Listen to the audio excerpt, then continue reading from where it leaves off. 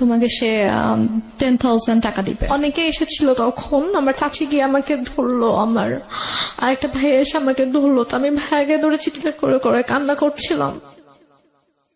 But আমার আম্মুর একটু কান্না করেনি। আমার আম্মু চুপ হয়ে বসে আমাকে বলতেছে যে এভাবে কান্না করার যে আমার মা কেন অন্যদের মতো না, অন্য মায়েরা তো এত ভালো, তার বাচ্চাদেরকে এত কেয়ার করে, বাচ্চাদেরকে আগলে রাখে, এবং একটা মায়ের কাছে তো বাচ্চা সবচেয়ে সেফ থাকা উচিত, যেটা আমি ছিলাম না। তো আমার সাথে কেন এরকম হতো? আমি নামাজ পড়ে আল্লাহর কাছে কান্না করতাম যে আল্লাহ আমার সাথেই কেন এরকম হলো, আমার মা কেন এরকম, অন্যদের মা তো এত ভালো। বলা থেকে আমরা 2 বোন, আর আমার বাবা অনেক ভালো একজন মানুষ ছিলেন, খুবই শান্তশিষ্ট, মানে কখনো কারোর সাথে উঁচু গলায় কথা বলেনি, আমাদেরকে কখনো গায়ে হাত তোলেনি, এবং সবার কাছে আমার আব্বু অনেক প্রিয় একজন মানুষ ছিল। তো আমরা 2 বোনই আমার বাবার অনেক আদরের ছিলাম, স্পেশালি আমি। ছোটবেলায় যখন আমার 2.5 বছর বয়স, তখন আমার বাবার অনেক বড় একটা অ্যাক্সিডেন্ট হয়। আব্বু অলমোস্ট 11 মাসের মতো হসপিটালে ছিলেন। তখন থেকে আর কি আমাদের মোটামুটি আমাদের লাইফটা একটু চেঞ্জ হওয়া শুরু করে, যেহেতু আব্বু কাজ করতে পারতো না।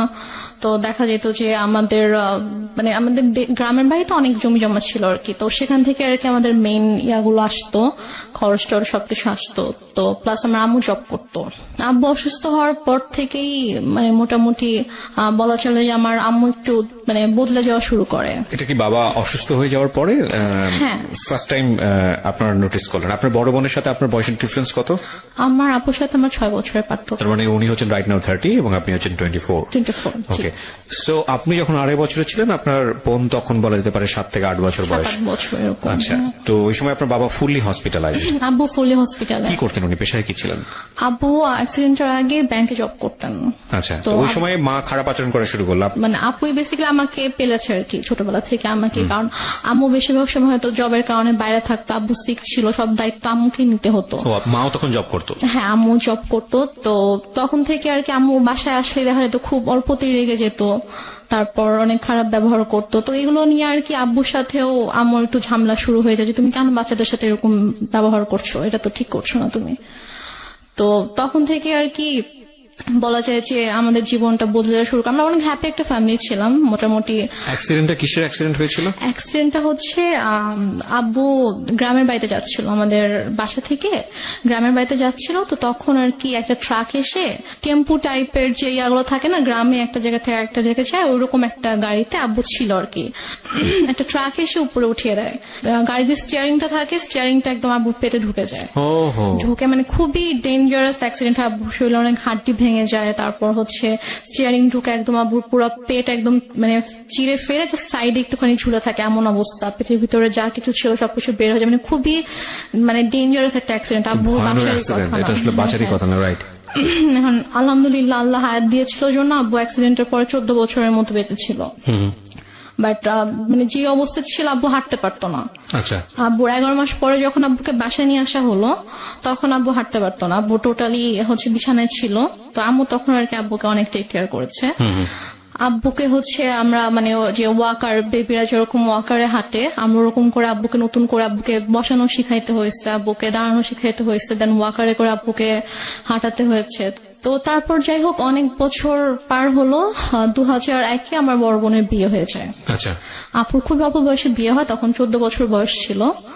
তো মানে অনেক ভালো ছেলে পেয়েছিল, এই জন্য হয়তো মানে বিয়ে দিয়ে দেয় আর কি। 14 বছর বয়সে? হ্যাঁ, যখন 14 বছর বয়স। তারপর 2001-এ বিয়ে হয়, তারপর 2005-এ আপু দেশের বাইরে চলে যায় হাজবেন্ডের সঙ্গে। আপুর হাজবেন্ড দেশের বাইরে থাকতো।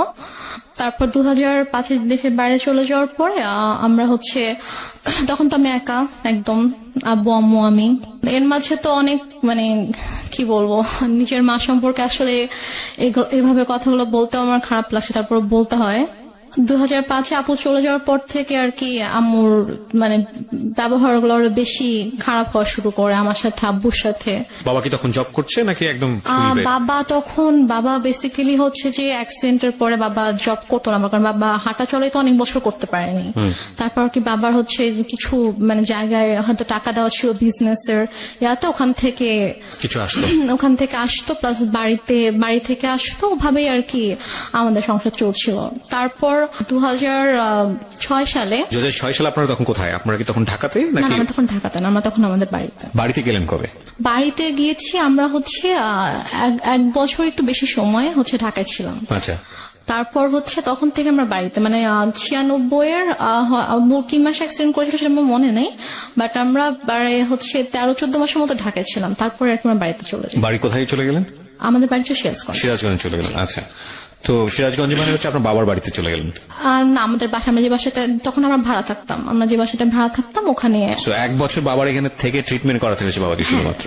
তারপর আমরা সিরাজগঞ্জে চলে যাই, তো ওখানে আমাদের বাসা ছিল, ওখানে আমরা যাই, গিয়ে ওখানে থাকি আর কি। আম্মু কিছুদিন পরে হচ্ছে জয়েন করে, আম্মু আগেও জব করতো, ওই সেম জবটাতে আম্মু আর কি জয়েন করে।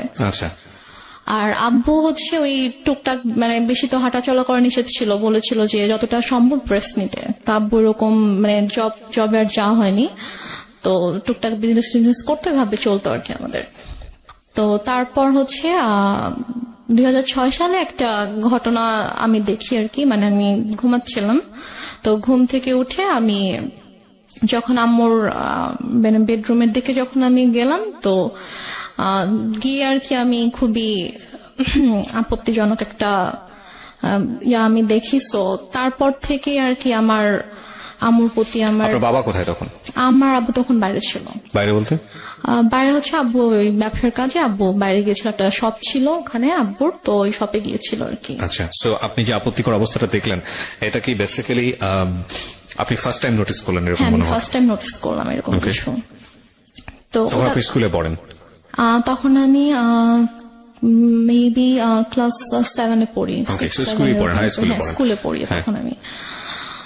তো তারপর ওটা দেখার পর থেকে আম্মু তো প্রচন্ড ভয় পেতাম, মানে দেখা যেত যে আম্মু কিছু একটা বললে অথবা একটু জোরে কথা বললে আমি ভয় পেয়ে যেতাম, বুকের ভিতরে কাঁপুনি শুরু হয়ে যেত যে এখন কি হবে। তো তারপর ওই ঘটনাটার পর আমি জাস্ট রুমে ঢুকে যখন দেখেছি, সাথে সাথে আমি রুম থেকে বের হয়ে গিয়েছি আর কি, আমি আমার রুমে চলে গিয়েছি।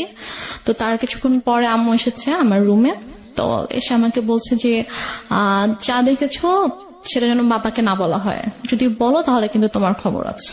আচ্ছা, মানে মা আপনাকে সবসময় এই ধরনের শাসনই করতো? শাসনই করলো বিষয়টা নিয়ে? আচ্ছা, শাসনই করলো। তারপর আমি তো আমি আগে বলেছি যে আমি প্রচন্ড ভয় পেতাম আম্মুকে, তো আমি আর কিছু বলি না, বাবা আসার পরও কিছু বলি না। তো তারপর এভাবে চলছিল। এরপরও আরো কয়েকবার আমি এরকম ঘটনা আমার চোখের সামনে হয়েছে, কারণ ওই দিনে আমি দেখার পর থেকে আসলে আম্মুরও একটা ভয় কেটে যায় যে হ্যাঁ, আমি তো বাবাকে কিছু বলিনি, আমি কিছু বলবো না। তো আমার সামনে এরকম ঘটনা আরো অনেকবার হয়েছে, বাট আমি বাবাকে কিছু বলতে পারিনি আর কি। তো তারপরে গিয়ে আমরা 2007 সালে আমরা নিজেদের বাসা করি। তো সিরাজগঞ্জে, হ্যাঁ, নিজেদের বাসা করার পরে ওখানে আমরা শিফট হই। তো তারপর 2009 সালে হঠাৎ করে একদিন আমার আব্বু প্রচন্ড 2009 সালের মে মাসে আব্বু হঠাৎ করে অসুস্থ হয়ে যায়। আচ্ছা। মে মাসে 26 তারিখ ছিল, 25 তারিখ রাত 8টার দিকে হঠাৎ করে, তখন প্রচন্ড ঝড় বৃষ্টির সময় ছিল, তো প্রচন্ড বাইরে বৃষ্টি হচ্ছিল, ডক্টরের কাছে যাবো সেরকম সিচুয়েশন ছিল না। তো হঠাৎ করেই 9টা থেকে প্রচন্ড ব্যথা শুরু হয়ে যায় আব্বুর। তো আমি ফোন করছিলাম হসপিটালে যে অ্যাম্বুলেন্স পাঠানো যাবে কিনা, তো ওরা বলতেছে আমাদের কাছে কোনো অ্যাম্বুলেন্স এখন নেই, কোথাও একটা অ্যাক্সিডেন্ট হয়েছিল তো ওখানে গিয়েছে সব অ্যাম্বুলেন্স আর কি, কোনো হসপিটালেই কোনো অ্যাম্বুলেন্স অ্যাভেলেবল ছিল না। তো এদিকে মানে আমার মা কিন্তু পাশের রুমে ছিল, কিন্তু তাকে আমি বারবার ডাকছি যে আব্বু প্রচন্ড খারাপ লাগছে, তুমি আসো, আমি তো কিছু বুঝতে পারছি না। বলছে আমি গিয়ে কি করব, আমার কি করার আছে। তো এভাবে আর কি রাত কেটে যায়। প্রায় যখন 2:30 বাজে তখন আব্বু বলে যে আমার একটু ভালো লাগতেছে, তো তুমি তোমার রুমে যাও, গিয়ে ঘুমিয়ে পড়ো, আমরা সকাল হোক তখন আমরা ডক্টরের কাছে গিয়ে আমরা দেখিয়ে আসবো, চিন্তা করো না। বাট আমি বুঝতে পারছিলাম যে আব্বু আসলে আমাকে এমনি বলছে, কারণ আমি খুব টেনশন করছি, আমি আব্বুর পাশে বসে আছি, ইভেন আমি কান্নাও করছিলাম। তো তারপর আব্বু বললো যে তুমি রুমে যাও, গিয়ে ঘুমাও, আমি সকালে তোমাকে ডেকে দিব, তারপর আমরা ডক্টরের কাছে যাব। মানে আমার আব্বু এত কষ্ট পাচ্ছিল, আমি বারবার আম্মুর কাছে গিয়ে রিকোয়েস্ট করছিলাম যে তুমি একটু আসো, তুমি একটু আব্বুকে দেখো, বাট আম্মু আসছিল না। তার আগে কি আপনার আব্বু আম্মুর মধ্যে কোনো ঝগড়া দেখেছেন? কোনো ঝগড়া হয়নি, কোনো ঝগড়া ছিল না? কোনো ঝগড়া হয়নি। আমি তো আপনাকে প্রথমে বলেছি আমার আব্বু খুবই শান্ত একজন মানুষ ছিল। সে মানে কারোর সাথে কখনো কোনো ঝগড়া করতো না। লাইক আম্মু যদি কখনো রাগারাগিও করতো, চিল্লাফাল্লা করতো, আব্বু কিছু বলতো না, আব্বু চুপ হয়ে থাকতো। তারপর আমি আমার রুমে চলে যাই। তো হঠাৎ করে প্রায় 10-15 মিনিট পর আব্বু চিৎকার করে আমাকে ডাকে। তো আমি ছুটে আব্বুর রুমে যাই। তো রুমে যাওয়ার পরে দেখি যে আব্বু বলছে আমার খুব খারাপ লাগছে, তুমি আমাকে বারান্দায় নিয়ে যাও। আচ্ছা। তো আমি আব্বুর রুম থেকে আব্বুকে ধরে বারান্দায় নিয়ে আসি। তো আব্বু যখন থেকে ব্যথা শুরু হয় তখন থেকে আব্বু জাস্ট বুকে হাত দিয়ে রেখেছিল, যেখানে ব্যথা করছিল। আব্বু বসতে পারছিল না, শুতেও পারছিল না, আধশোয়া হয়েছিল বিছানায়। তুমি আব্বুকে ধরে বারান্দায় নিয়ে যাই। নিয়ে যাওয়ার পরে আব্বুকে চেয়ারে বসিয়ে দিই। তো তারপর আব্বু বমি করে দেয়। তো বমি হচ্ছিল, তো মানে তখন আমি কান্না করতে করতে আম্মুর কাছে যাই যে আম্মু আসো, আব্বু তো বমি করছে, মরে যাক আমার কি, আমি পারবো না যেতে, আমাকে ডাকবা না। এটা আপনার মা বলে? আমার মা বলে। আচ্ছা। তখন আমি খুব কষ্ট পাই, কারণ মারছি, আমি বাবার খুব কাছে ছিলাম, বাবাকে প্রচন্ড ভালোবাসতাম। এখানে একটা বিষয় বলি প্রিয় শ্রোতা, আমি বারবারই বলছি, আজকে যে ধরনের ডিসক্লেমার আমরা দিয়েছি সেই ডিসক্লেমারের জায়গায় আমার আরো বেশ কয়েকটা কথা বলার আছে আজকের অনুষ্ঠানে। আজকেই ওর যে গল্পটা, সেই গল্পের পুরোটা জুড়েই থাকবে ওর মাকে নিয়ে বলা অনেক কষ্টজনক অনেক কথাবার্তা। আমাদের সমাজে কিংবা আমাদের পুরো পৃথিবীতে যদি বলি, মা হচ্ছেন এমন একটি ক্যারেক্টার, মা হচ্ছেন এমন একটি স্বর্গীয় গিফট সন্তানের জন্য, যেখানে কোনো লজিকই খাটে না। মা যা মা তাই, এখানে অন্য কোনো কিছু বলার সুযোগ নেই। সুতরাং আজকের এই পার্টিকুলার বিষয়কে কেন্দ্র করে আপনি আইদার পজিটিভ আইদার নেগেটিভ কোনো কিছুই ভাববেন না মার এই বিষয়টাকে নিয়ে। আমি বারবার আপনাদেরকে সতর্ক করছি। আপনারা বরং ভাবুন এটা, যে একটা মেয়ে পরিবারে এই ধরনের পরিবেশের মধ্যে বড় হয়ে সে আজকে কোথায় দাঁড়িয়ে আছে, কিভাবে ফাইট করছে। কারণ এই পার্টিকুলার একটা মাকে দিয়ে সমাজের অন্য সকল মাকে চিন্তা করার কোনো সুযোগ নেই। চিন্তা করতে গেলে আপনার এই গল্পটাকে ফেক মনে হবে, এক। আর 2 নম্বর যেটা, সেটা হচ্ছে আপনি চিন্তা করতে গেলে ভয়ানক রকমের কষ্ট পাবেন। তবে হ্যাঁ, আমি ডেফিনেটলি শিওর যে আজকের এই গল্প শুনে অনেকেই হয়তো বা তার নিজের জীবনের গল্পটা খুঁজে পাবেন। কারণ এই ধরনের বিষয়গুলো মিডিয়াতে এত বড় হাইলাইট করা, এত বড় স্পেস দিয়ে মানুষকে সচেতন করা, মানুষকে ইন্সপায়ার করা, এটা আসলে রেডিওতেই ফার্স্ট হয়েছে। সো সেই জায়গা থেকে আমাদের জন্য এটা অনেক বড় একটা চ্যালেঞ্জ। আমি বারবার ইন্টারাপ্ট করছি আপনাদেরকে এই একটা জিনিস বোঝানোর জন্য, গল্পের ক্যারেক্টারের কোনো পার্টিকুলার বিষয় যেটা আপনার মধ্যে নেগেটিভ কনসিকুয়েন্স তৈরি করে ওটাকে ফোকাস না করে বরং এই মেয়েটার স্ট্রাগলটাকে ফোকাস করবেন প্লিজ। ওকে, হ্যাঁ। তারপর আমি মাকে ডাকতে চাইনি। তো তারপর আব্বু পরপর 3 বার বমি করেছে। তো বমি করার পরে তারপর আব্বুকে নিয়ে আবার রুমে নিয়ে গিয়ে বিছানায় শুয়ে দিলাম। তারপর আব্বু আমাকে মানে হাত জোড় করে মানে আমাকে বলছে যে আমাকে মাফ করে দিও। আমি বলছি তুমি এভাবে কেন কথা বলছো? বলছে যে আমি তোমার জন্য কিছুই করতে পারলাম না। মানে আমি তখন এতটাই মানে আমি তো কিছু বুঝতাম না তখন। আমি যদি এখন যদি থাকতাম ওই সিচুয়েশনে, আমি হয়তো বুঝতে পারতাম যে আব্বু হয়তো আর বেশিক্ষণ থাকবে না, এই জন্য ওইভাবে বলছে। বাট তখন আমি বুঝিনি আসলে। এভাবে কথা বলো না বাবা, তুমি ঠিক হয়ে যাবা, ভাই আসবে একটু পরে, তোমাকে হসপিটালে নিয়ে যাবো, তুমি ঠিক হয়ে যাবা, কিছু হবে না। তো তারপর ভাইয়া 5টার দিকে, ভাইয়া মেবি 4টার দিকে বাসা থেকে বের হয়। ওর বাসা থেকে তখন ঝড় বৃষ্টি থেমে গেছে, বাট স্টিল কোথাও অ্যাম্বুলেন্স নেই। তো ভাইয়া হেঁটে হেঁটে রাত 4টায় স্বাভাবিকভাবে একটা ছোট শহরে। কোন ভাইয়া ছিল? ভাইয়া ওই যে আমি বললাম যে একটা কাজিনকে ফোন করছিলাম সে রাত থেকে। 4টা মানে কি ভোর 4টা? ভোর 4টা, হ্যাঁ। তো ভোর 4টায় ভাইয়া বাসা থেকে বের হয়ে যায়, হচ্ছে হসপিটালে যায়, সে কোনোভাবে কোনো অ্যাম্বুলেন্স ম্যানেজ হয় কিনা। এই সময়ের মধ্যে মা আসেনি রুমে? মা একবারও আসেনি। আচ্ছা। পরে একটা রিক্সায় আমি উঠি, আর একটা রিক্সায় বাবাকে নিয়ে ভাইয়া উঠে আব্বুকে হসপিটালে নিয়ে যাই। তো নিয়ে যাওয়ার পরে ওখানকার ডক্টররা চেক করার পরে বলছে যে একটা মাইনর স্ট্রোক হয়েছে। আচ্ছা। বাট যদি সময় মতো আনতে পারতাম হয়তো অবস্থা এখন খুবই মানে একটু ক্রিটিক্যাল হয়ে গেছে। আমরা দেখছি, হ্যাঁ আমরা দেখছি, বাট যদি রাতে আনতে পারতেন। জিজ্ঞেস করেছে যে কখন থেকে এরকম হচ্ছে। তো যখন আমি ডিটেল বললাম ডক্টরকে, তখন বলছে যে রাতে আনা উচিত ছিল। তো বললাম আসলে রাতে এরকম সিচুয়েশন ছিল না যে আমি হসপিটালে নিয়ে আসবো আব্বুকে।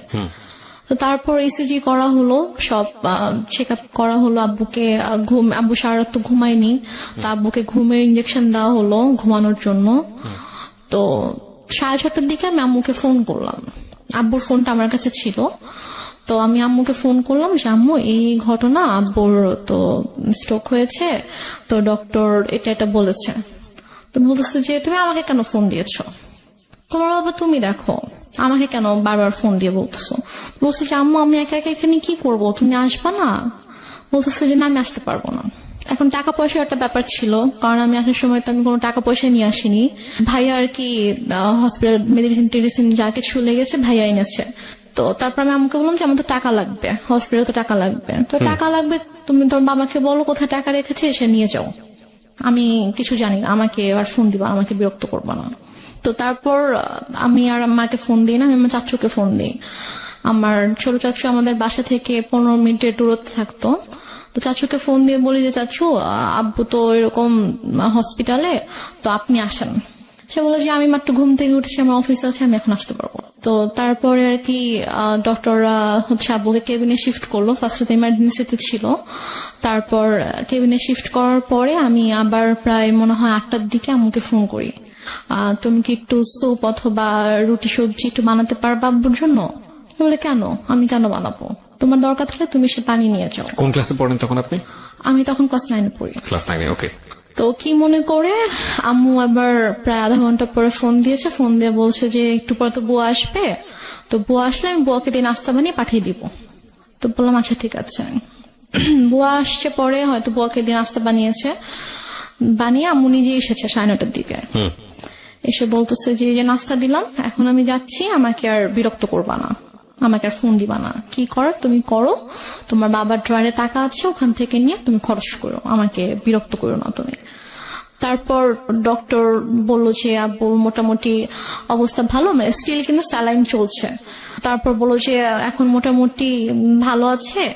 তো আরেকটা কথা বলে রেখে, হসপিটালটা ছিল হচ্ছে আমার চাচির ভাইয়ের আর কি। আচ্ছা। তো ওই আঙ্কেল এসে বললো যে সেই হিসাবে আব্বুর আর কি একটু এক্সট্রা কেয়ার হচ্ছিল। তো তারপর আড়াইটার দিকে ডক্টর এসে বললো যে এখন মোটামুটি ঠিক আছে, কোনো রিস্ক নেই। তো উনি ঘুমানোর তো ইঞ্জেকশন দেওয়া হয়েছিল, তো উনি ঘুমালে উনি বেটার ফিল করবে, আপনারা ওনাকে বেশি বিরক্ত করেন না, এটা বলছে আর কি। তো বলার পরে আম্মু বললো যে ঠিক আছে, আমি তো সারাদিন ছিলাম, আমি এখন চলে যাই, তুমি থাকো। আমার সাথে আমার একটা ভাগিনা ছিল, মানে ও আর আমি সেম এজেরই ছিলাম। তো আমি আর ও হসপিটালে ছিলাম, তো আম্মু চলে গেল। যাওয়ার পরে আমাকে আম্মু বাসায় চলে যাওয়ার, হসপিটাল থেকে আমাদের বাসার দূরত্ব ছিল 5-6 মিনিট, রিক্সায় করে 5-6 মিনিট দূরত্ব ছিল। তো তারপর আম্মু বাসায় গিয়ে আমাকে ফোন দিয়েছে, ফোন দিয়ে বলছে তুমি বাসায় আসো, তুমি আমার যে ইয়াটা ছিল নাম ছিল মধু, বলছে তুমি আর মধু বাসায় আসো। তো আমি বলছি বাসায় কেন যাবো, আব্বু তো একা থাকবে। তো বলছে যে সমস্যা নেই, তুমি আসো, তোমার বড় খালামণি যাচ্ছে। আচ্ছা। আমি বললাম যে বড় খালামণি কেন আসবে, বড় খালামণিকে দেখলে তো আব্বু রেগে যাবে। মানে আমার বড় খালামণির সাথে আব্বুর একটু সমস্যা ছিল। সমস্যা ছিল বলতে যে মানে বড় খালামণির মানে বিহেভিয়ারের জন্য আব্বু বড় খালামণিকে পছন্দ করতো, এটা অ্যাভয়েড করতো আর কি। তো বলছে আব্বু যদি রেগে যায় তখন আব্বুর জন্য তো এটা মানে খারাপ হতে পারে, লাইক যে যাকে পছন্দ করে না ঘুম থেকে অসুস্থ অবস্থায় যদি উঠে তাকে দেখে তখন তো স্বাভাবিকভাবে তার খারাপ লাগবে, যে মানুষ তো চায় যে অসুস্থ থাকুক, তার প্রিয় মানুষগুলো তার পাশে থাকুক। তো তারপর আমি বলি যে না আমি আসবো না। আমরা এখানে একটা বিরতি নিতে চাই। প্রিয় শ্রোতা, আপনারা শুনছেন মিস্টার ম্যাঙ্গো ক্যান্ডি প্রেজেন্স জীবন গল্প। আমি আরজি কিবরিয়া আপনার সঙ্গে রয়েছি। রেহনুমা আজকের এই জীবন গল্প বলছে। রেহনুমাকে দেখার জন্য আপনাদের আসতে হবে আমাদের ফেসবুক পেজে, অথবা আপনারা চলে আসতে পারেন আমাদের ইউটিউব চ্যানেলে। আমাদের ফেসবুকের ঠিকানা www.facebook.com/kibria.rj KEBRIA.RJ, পেজটি আছে আরজি কিবরিয়া নামে। এছাড়া আপনারা আসতে পারেন আমাদের ইউটিউব চ্যানেলটিতেও। আমাদের ইউটিউব চ্যানেলের ঠিকানা হচ্ছে www.dfm904। সাবস্ক্রাইব করে অবশ্যই নোটিফিকেশনটি অন করে নেবেন। ওকে, এখন আমি যেটা বলবো বিরতিতে যাবার আগে, সেটা হলো সিচুয়েশন যখন একটু কড়া, যখন মন বসে না কোনো কাজে, তখন মন ঠিক করতে মুখ দিতে পারেন কাঁচা আমের স্বাদে Pran mister mango candy. Good mood guaranteed. প্রিয় শ্রোতা, ফিরছি ছোট্ট একটা বিরতির পর। শুনছেন আরজি কিবরিয়ার সাথে মিস্টার ম্যাঙ্গো ক্যান্ডি প্রেজেন্টস জীবন গল্প।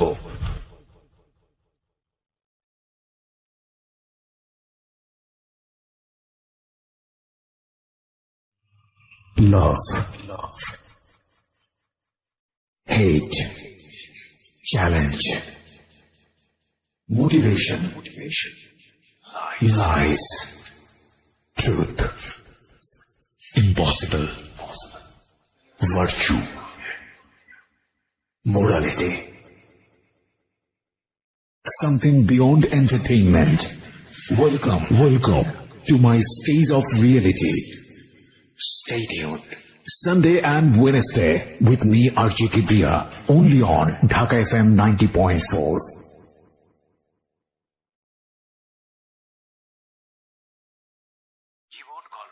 শুনছেন আরজি কিবরিয়ার সাথে মিস্টার ম্যাঙ্গো ক্যান্ডি প্রেজেন্টস জীবন গল্প। আর একবার স্বাগত প্রিয় শ্রোতা, শুনছেন মিস্টার ম্যাঙ্গো ক্যান্ডি প্রেজেন্টস জীবন গল্প। আমি আরজি কিবরিয়া আপনার সঙ্গে রয়েছি। আমরা কথা না বাড়িয়ে ফিরছি আমাদের যিনি গেস্ট রেহনুমা তার কাছে। হ্যাঁ রেহনুমা, তারপর কি হলো? তারপর আমাকে আম্মু মানে অনেক ফোর্স করে যে তুমি এখনই আসবা এবং তোমার চিন্তা করার কিছু নেই, তোমার বড় খালামণি আব্বুকে টেক কেয়ার করবে, তারপর তুমি বাসায় থাকবা, আমি আবার ফ্রেশ হয়ে আমি যাব হসপিটালে। আমি এর মধ্যে বড় খালামণি চলে আসে। বড় খালামণির সাথে ছিল আমাদের একটা মামা, আম্মুর কাজিন ছিল। ওনারা আসার পরে আমি বাবা ঘুমাচ্ছিল, তো আমি গিয়ে বাবার কাছে গেলাম। তো গিয়ে বাবার মাথায় হাত রেখে আমি বললাম, বাবা তুমি কি ঘুমাচ্ছ? আব্বু একটু করে চোখ খুলেছে, তো খুলে বলছে, মানে ইশারা করে বলছে যে না ঘুমাচ্ছি না। আম্মু তো আমাকে বাসায় ডেকেছে, আমি বাসায় যাচ্ছি, আমি গিয়ে চলে আসবো, বেশিক্ষণ থাকবো না, মা চলে আসবে, তুমি থাকো, আমি আসছি। তো আব্বু চোখ দিয়ে ইশারা করলো যে ওকে। তো দেন আব্বু একটু সাইডে ফিরে যখন ওদেরকে দেখেছে, তখন আর কি আব্বুর মানে এক্সপ্রেশনটা চেঞ্জ হয়ে গিয়েছে আর কি। তো যাই হোক, আমি তো চলে আসলাম বাসায়। এর মধ্যে আমি বাসায় আসার প্রায় 15-20 মিনিট পরে আমার খালা হচ্ছে আম্মুকে ফোন দেয়। ফোন দিয়ে বলে যে ভাইয়ের অবস্থা ভালো না, তুই তাড়াতাড়ি আয়। তা আমি শুনে বলতেছি যে আমি তো মাত্র দেখে আসলাম যে আব্বু চুপচাপ শুয়েছিল, আর ডক্টরও বলে গিয়েছে যে এখন ঠিক আছে, তো হঠাৎ করে কেন অসুস্থ হয়ে গেল? বলছি আমি জানি না, ঠিক আছে আমি গিয়ে দেখছি। আমি বললাম যে আমিও যাবো, তোকে যেতে হবে না, তুই ফ্রেশ হয়ে খেয়ে দে তারপর আয়। ওকে। তো আমি অনেকবার রিকোয়েস্ট করলাম আম্মুকে যে আম্মু প্লিজ আমি যাই, আমি তোমার সঙ্গে যাই। বলছে না তুই যাবি না, তুই থাক, আমি যাচ্ছি। তো আম্মু চট করে রেডি হয়ে আম্মু গেল। তো আম্মু মেবি 3:30টার দিকে হসপিটালে গিয়েছে। তো যাওয়ার পরে আমি ফোন দিচ্ছি, ফোন ধরছে না। আমি ফোন দিচ্ছিলাম যে কি হয়েছে, এখন কি অবস্থা, আব্বু ঠিক আছে কিনা। তো যাই হোক, আমি মাত্র খেতে বসেছিলাম আর কি। তো খেতে বসার সাথে সাথে আম্মু আমাকে ফোন দিয়েছে। ফোন দিয়ে বলছে যে ড্রয়ারে টাকা আছে, সবগুলো টাকা নিয়েই হসপিটালে আয়। আমি বলছি কেন, আব্বুর কি অবস্থা এখন? বলছে হ্যাঁ তোর আব্বুকে ঢাকা নিতে হবে, অবস্থা ভালো না, অক্সিজেন দিয়ে রাখছে, তোর আব্বুকে ঢাকা নিতে হবে, তুই টাকাগুলো নিয়ে, এখানকার তো বিল পে করতে হবে, ঢাকা গেলে টাকা লাগবে, তো তুই টাকাগুলো নিয়ে আয়। আমি আর খেতে পারলাম না। আমার এর মধ্যে আমার ভিতরে এত অস্থিরতা শুরু হয়েছে যে আমি কান্না শুরু করে দিয়েছি, যে আমার কেমন ওখানে প্রচন্ড খারাপ লাগছিল। তো তারপর আমি টাকা নিয়ে চট করে বের হলাম। তারপর আমি হসপিটালে আসার পরে দেখি যে আমার একজন চাচু বাসার হসপিটালের নিচে দাঁড়িয়ে আছে। আমি রিক্সা থেকে নামার সাথে সাথে চাচু আমার হাত ধরেছে। তো ধরে বলতেছে যে চল উপরে চল। আমি বললাম যে আব্বু কি হয়েছে? তখন আমি আমার খুব খারাপ লাগছিল, যে আমার মনে হচ্ছিল যে মেবি আব্বু নেই। তার মধ্যে সত্যি করে বল আব্বুর কি হয়েছে। তো আব্বুর কেবিন ছিল হচ্ছে 3 তলায়। তো দেন আমি গেলাম, তো চাচু পুরোটা সব আমার হাত ধরে আছে। 3 তলাতে যাওয়ার পরে দেখি যে আব্বুর কেবিনের দরজাটা খোলা, দরজার সামনে অনেক মানুষ। তো আমি গিয়ে চিল্লানো শুরু করছি যে হার্ট অ্যাটাক করেছে পেশেন্টের, হার্ট পেশেন্টের রুমের সামনে দরজা কেন খোলা থাকবে, এত মানুষ কেন এখানে হইচই করছে, আপনার সরেন এখান থেকে, আমার আব্বুর ডিস্টার্ব হবে। আমি এটা বলতে বলতে রুমে ঢুকে দেখি যে আমার মা খালা একটা বেডে বসে আছে, আর আমি দেখেছি আব্বু শুয়ে আছে। আমি তখনও খেয়াল করিনি যে আব্বুর মাথার নিচে যে বালিশ নেই, অথবা আমি স্যালাইন ট্যালাইন আমি কিছুই খেয়াল করিনি আর কি। আমার জাস্ট মনে হচ্ছে আব্বু নর্মালি শুয়ে আছে, কারণ ওইভাবে সবাই আমি দেখে গেছি আব্বুকে। তো আব্বুর মাথার কাছে হচ্ছে আমার চাচু বসে আছে, যে চাচুকে আমি সকালে ফোন দিয়েছিলাম, যিনি বলেছে অফিস আছে আমি আসতে পারবো না, উনি বসে আছে। চাচি এসেছে, উনি দাঁড়িয়ে আছে। তো আমি আব্বুকে দেখো, তখনও কিন্তু বুঝতে পারিনি যে আব্বু নেই। আমার বড় খালামণি হঠাৎ করে এসে আমাকে জড়িয়ে ধরে, তো জড়িয়ে ধরে আমাকে বলে যে কি একটা সর্বনাশ হয়ে গেল, তোরা তো এতিম হয়ে গেলি। মানে উনি খুব জোরে চিৎকার করে করে কান্না করছে, আর উনি ভাবে বিলাপ করে করে বলছে কি সর্বনাশ হয়ে গেল, তোরা এতিম হয়ে গেলে এখন তোদের কি হবে। এটা যখন বলেছে তখন জাস্ট আমি আব্বুর দিকে তাকিয়েছি, তাকিয়ে তখন আমি খেয়াল করেছি যে আব্বুর মাথার নিচে বালিশ নেই। তো আমি নর্মালি আমি আর আমার আব্বু মানে মৃত মানুষকে ভয় পেতাম আর কি। মানে লাইক আমাদের বাসার আশেপাশে বাসায় যদি কেউ মারা যেত, আমার আব্বু ওই বাসার সামনে দিয়ে 40 দিন যেতাম না। মানে আমাদের একটা ধারণা ছিল যে মানুষ মরে গেলে মেবি ভূত হয়ে যায়, তারা এসে ভয় দেখাবে। মানে আব্বুর ওই ভীতিটা ছিল, আমারও ওই ভীতিটা ছিল। আমরা ওই দিক দিয়ে না গিয়ে অনেকখানি ঘুরে যেতাম। তো বাট তখন আমার কোনো মানে আমার মধ্যে কোনো ওই ভয়টা অথবা এরকম কিছুই নেই। আমি আব্বুর কাছে গিয়ে আমি আব্বুকে এভাবে ধাক্কা দিচ্ছিলাম, আব্বু কি হয়েছে তোমার, তুমি উঠো তুমি। তো আমার অনেকে এসেছিল তখন, আমার চাচি গিয়ে আমাকে ধরলো, আমার আরেকটা ভাই এসে আমাকে ধরলো। তো আমি ভাইকে ধরে চিৎকার করে করে কান্না করছিলাম। বাট আমার আম্মুর একটু কান্না করেনি। আমার আম্মু চুপ হয়ে বসে আমাকে বলতেছে যে এভাবে কান্না করার কি আছে। Are you sure? আমাকে বলতেছে, আমি যখন আমাকে বসাই দিছে আম্মুর পাশে, আমাকে বসাই দিছে আমার ভাইয়া, তো বলতেছে যে এভাবে কান্না করতেছো কেন, এভাবে কান্না করার কি আছে, টাকা আনছো টাকা দাও। আমি জাস্ট অবাক হয়ে তাকিয়েছিলাম যে মানে সামনের বেডে আব্বু এভাবে পড়ে আছে আর সে আমার সাথে এভাবে কথা বলছে। তারপর আমি অনেকক্ষণ চুপ করে বসেছিলাম। আমার সাথে ব্যাগ ছিল, নিজে আম্মু ব্যাগটা নিল, নিয়ে যে ভাইয়াটা সকালে আব্বুকে হসপিটালে নিয়ে আসছে ওকে বললো যে যা গিয়ে বিল পে করে হসপিটালে ঝামেলা শেষ করে একটা অ্যাম্বুলেন্স ঠিক কর, নিয়ে যেতে হবে। তো এর মাঝে আমার আপু ফোন করছে, আপু ঘুমায় ছিল। তো ঘুম থেকে উঠতে পরে ভাইয়া যখন বলছে যে আব্বু অসুস্থ হসপিটালে, তুমি আমাকে ফোন করো। আমার পাশে বসে ফোন ধরে বলতেছে যে তোমার আব্বুকে ঢাকায় নিয়ে যাচ্ছি আমরা। সেটা হয়তো আপনি ইজিলি ব্যাক করতে পারেন, সেই জন্যই সে বলেছে, পরে হয়তো সময় নিয়ে বলবে। আমি বলি এটা কেন বলেছে আমি শুনলে বুঝতে পারবেন। তো তারপর হসপিটালে আমিও গেলাম ভাইয়ার সাথে ফর্মালিটিস করতে। তো ও টাকা পে করার পরে তো ওদের আব্বুর যেটা ফাইল ছিল, হচ্ছে সকাল থেকে হচ্ছে যে টেস্ট গুলো হয়েছে, প্রেসক্রিপশন, এগুলোর একটা ফাইল থাকে। তো প্লাস হচ্ছে দুপুরে হচ্ছে ডক্টর রেফার করে দিয়েছিল ঢাকায় যে হসপিটাল ডক্টরের কাছে, মানে সব পেপারস যে একটা ফাইল ছিল। তো হসপিটাল থেকে নর্মালি বিল পে করার পর ওই ফাইলটা তো দিবে। তো ভাইয়া যখন জিজ্ঞেস করেছে যে ফাইল কোথায়, তখন বলছে যে ফাইল তো এসে নিয়ে গিয়েছে। বলছে যে ফাইল কে নিয়ে গেছে, আমরা তো কেউ ফাইল নেইনি। তো বলেছে যে ডক্টর যখন রুমে গিয়েছে, অক্সিজেন যখন দেওয়া হয়েছে পেশেন্টকে, তখন আপনাদের একজন রিলেটিভ এসেছিল, এসে বলেছে যে অমুক কেবিনের অমুকের ফাইলটা ডক্টর চেয়েছে, আমরা তো দিয়ে দিয়েছি। তো উপরে গিয়ে ভাইয়া সবাইকে জিজ্ঞেস করলো ওখানে যারা যারা ছিল, তো সবাই বলতেছে যে না আমি তো নিইনি। তো ফাইলটা যাই হোক পাওয়া গেল না। তারপর অ্যাম্বুলেন্সে করে আব্বুকে আমাদের বাসায় নিয়ে আসা হলো। তো বাসায় নিয়ে আসার সাথে সাথে দেখি যে আম্মু ওদিকে ফোন টোন দিয়ে সব অ্যারেঞ্জমেন্ট করে ফেলেছে যে মানে যত তাড়াতাড়ি পসিবল মাটি দিতে হবে। বাট আপু যখন দেশের বাইরে চলে যায়, তখন আপু এভাবে বলে যায় যে মানে যদি কখনো মানে আব্বু হোক আম্মু হোক কেউ যদি মারা যায়, তাকে রেখে দিবা আমি না আসা পর্যন্ত, আমি আসবো দেখবো তারপর মাটি হবে। আপু এটা বলে গিয়েছিল। তো আপুর শ্বশুর বাড়িতে যখন জানানো হয় যে আব্বু মারা গেছে, তখন বলে যে ঠিক আছে আমরা আসছি, আপনারা ওখানে সবকিছু ঠিকঠাক করেন, ওনাকে গোসল করেন, তারপর আমরা ঢাকায় নিয়ে এসে ওনাকে, মানে আপু শ্বশুর বাড়িতেও এটা জানতো, কারণ আপু শ্বশুর বাড়িতেও সেম কথাটাই বলেছে, মানে শ্বশুর শাশুড়ি ছিল তো ওদের বলেছে যে মানে যারই কিছু হোক না কেন আমাদেরকে ছাড়া কিন্তু আপনারা মাটি দিবেন না, আমরা দেখবো।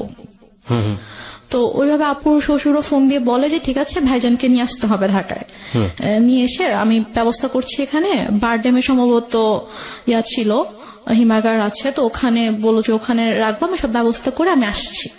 বলছে না আপনাদের আসতে হবে না, যত তাড়াতাড়ি পসিবল মাটি দিয়ে দিব, নিত্য বৃষ্টি আত্মা হচ্ছে কষ্ট পাবে, বেশিক্ষণ রাখা যাবে না। তো বলতেছে যে না, মানে আপুর কথা বলছে যে বৌমা তো বলে গেছে, তা আমাকেও বলে গেছে, তো আমি তো এটা পারবো না, আমি বৌমাকে কি জবাব দিব আপনি যদি মাটি দিয়ে দেন।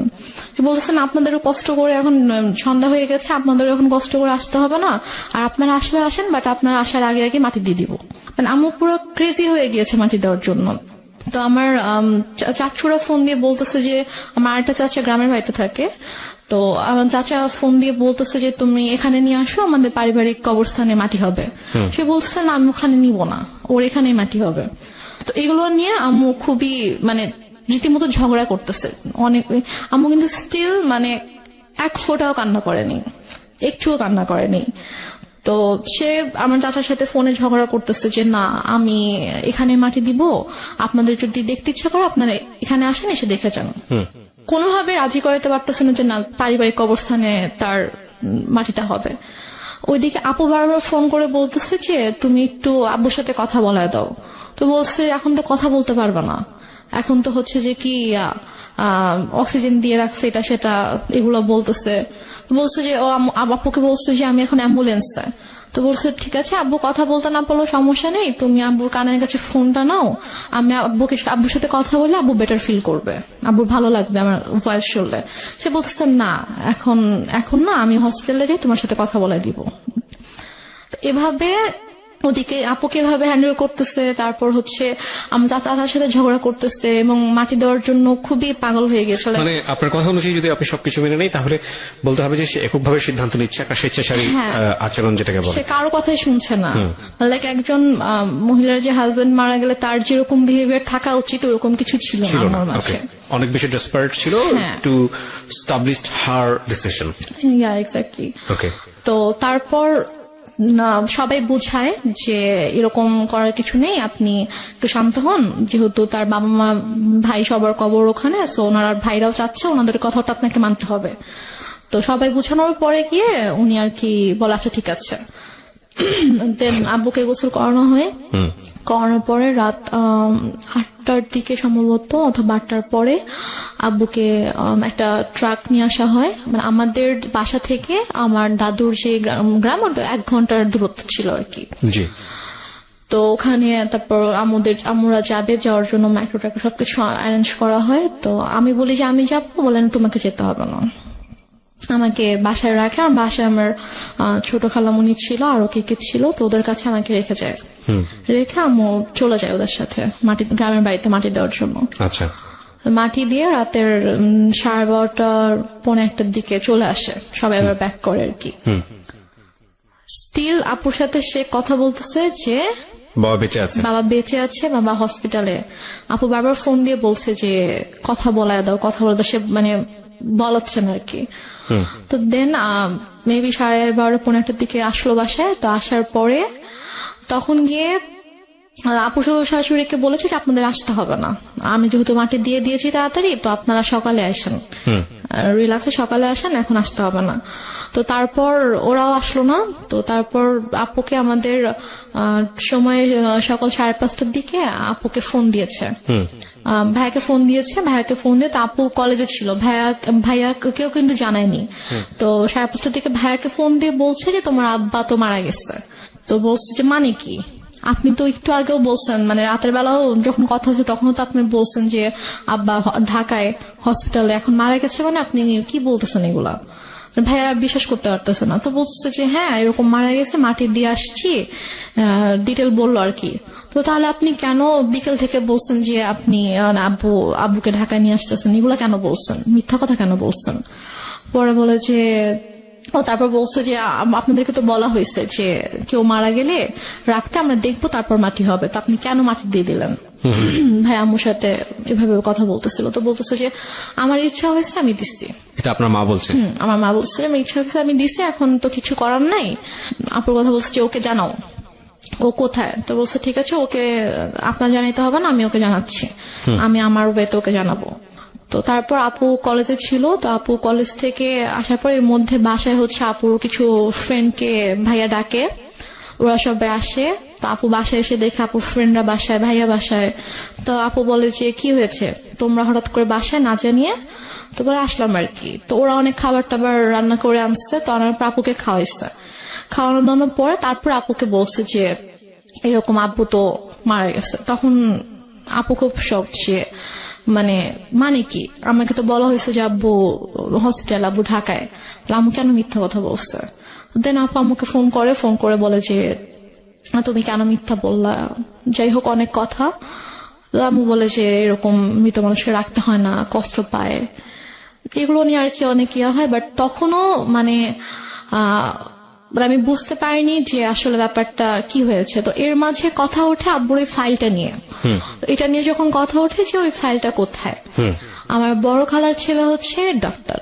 তো ভাইয়া এসে বলে যে আমি রিপোর্টস গুলো দেখবো, আমার কাছে মনে হচ্ছে যে ডাক্তারদের কোনো একটা অবহেলার কারণে, তো ভুল কোনো কিছুর কারণে এরকম ভাবে খালু মারা গেছে। কিন্তু ফাইলটা মিসিং। হ্যাঁ, তো এই জন্য ওরা হসপিটাল থেকে ফাইলটা ধারণা ছিল যে ডক্টরদের কোনো অবহেলার কারণে হয়তো এরকম হয়েছে। তো তারপর এটা নিয়ে মোটামুটি ভালো একটা ভাইয়া হসপিটালে গিয়ে ইনকোয়ারি করে।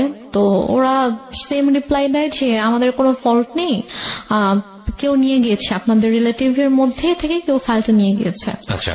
তারপর তো আম্মুর এই ব্যাপারটা নিয়ে আসলে কোনো ইয়া ছিল না, যে বলতেছে যে তোদের এত বাড়াবাড়ি কেন করতেছিস, কি দরকার, খামাখা মারা গেছে, আল্লাহর জিনিস আল্লাহ নিয়ে গেছে, তো কেন ওদেরকে দোষারোপ করে তো লাভ নেই, খামাখা ফাইল হারাইছে, ফাইল দেখি এখন কি হবে, ওই ফাইলের তো এখন কোনো দরকার নেই। তো তারপরও আর কি আমিও তখন ইয়া করি যে না আসলে এটা তো দরকার, ডক্টরদের কারণে হয়তো এরকম কিছু হয়েছে। তো তারপর গিয়ে আর কি এটাকে নিয়ে আর তেমন ইয়া হয়নি। তো হসপিটালে ওরা বলেছিল যে আপনাদের ওই দিন যেসব রিলেটিভরা ছিল সবাইকে যদি আমাদের সামনে আনতে পারেন, রিসিপশনের জিনিস ছিল, উনি বলেছে যে তাহলে আমি চিনে ফেলবো। আচ্ছা। কে ছিল? উনি বলেছে যে আমি জিজ্ঞেস করছিলাম কে ছিল, ছেলে ছিল নাকি মেয়ে ছিল, তো উনি বলছে মহিলা ছিল। আচ্ছা। তো উনি এসে বললো যে অমুক কেবিনের অমুক পেশেন্টের হচ্ছে আমি রিলেটিভ, তো ডক্টর ফাইলটা চেয়েছে, ফাইলটা দেন তাড়াতাড়ি। তো ফাইলটা পরে নিয়ে গিয়েছে।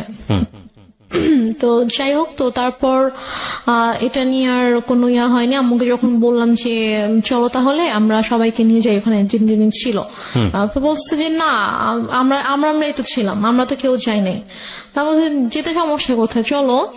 আমি বলছেন আমি যাবো না। তো এটা নিয়ে এক পর্যায়ে আমার সাথে অনেক বড়ই সিনক্রিট হয়েছে, অনেক কথা কাটাকাটি হয়েছে। ভাইয়াও বলেছে যে খালা চলো, কি সমস্যা, তো সে বলছে আমি যাব না। তো ওই হসপিটালে মূলত ছিল যে আমাদের ফ্যামিলি ডক্টর যেটা থাকে, তো ডক্টর এখানকার ছিল, আমাদের কিছু হইলে আমরা ওই হসপিটালতে যেতাম আর কি। তো তারপর থেকে আমার ওই হসপিটালে যায় না। আচ্ছা, কোনো প্রবলেম হলে আর ওই হসপিটালে যায় না, সে ডক্টর চেঞ্জ করে ফেলছে, হসপিটাল চেঞ্জ করে ফেলছে।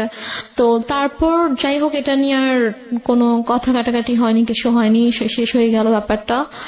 তো তারপর থেকে আব্বু মারা গেল হচ্ছে মে মাসে। সেপ্টেম্বর মাস থেকে হঠাৎ করে আম্মুর কি হলো, সে আমাকে বলছে যে তোমাকে বিয়ে দিয়ে দিব। আমি তো বিয়ে করব না, আমি তো ছোট ছাড়া, আমি তখন 9-এ পড়ি। তা আমি বলেছি আমি তো বিয়ে করব না। তো বলেছে যে না তোমাকে বিয়ে করতে হবে। আমি বলেছি কেন, আমার দায়িত্ব। আমি প্রথম থেকে বলে আসছি যে আম্মুকে দেখে প্রচন্ড ভয় পেতাম। ধর আম্মু কোনো কিছু নিয়ে যদি কোনো কিছু বলতো একদম চুপ হয়ে যেতাম, কখনো যে তর্ক করা অথবা ওইভাবে ঝগড়া করা এরকম কিছু, অথবা উল্টে পাল্টা কোনো জবাব দেওয়া এরকম কখনোই কিছু ছিল না। ওই কয়েকটা মাস আমার এমন কেটেছে যে আব্বুর জন্য, আব্বুকে এত বেশি মিস করতাম এবং ওই রাতটার কথা মনে পড়ে। এই যে ফিলিংসটা নিয়ে যদি আরেকটা মানুষ আপনার পাশে দাঁড়াতো তাহলে মনে হতো যে না এই মানুষটা আমার কাছের মানুষ, যেটা আপনার মার কাছ থেকে আসার কথা ছিল। আপনার কথা অনুযায়ী আপনার মা ওই সময়টাতে খুবই স্বাভাবিক ছিলেন, তার ওইটা আপনার কাছে আরো বেশি কষ্টদায়ক মনে হচ্ছিল।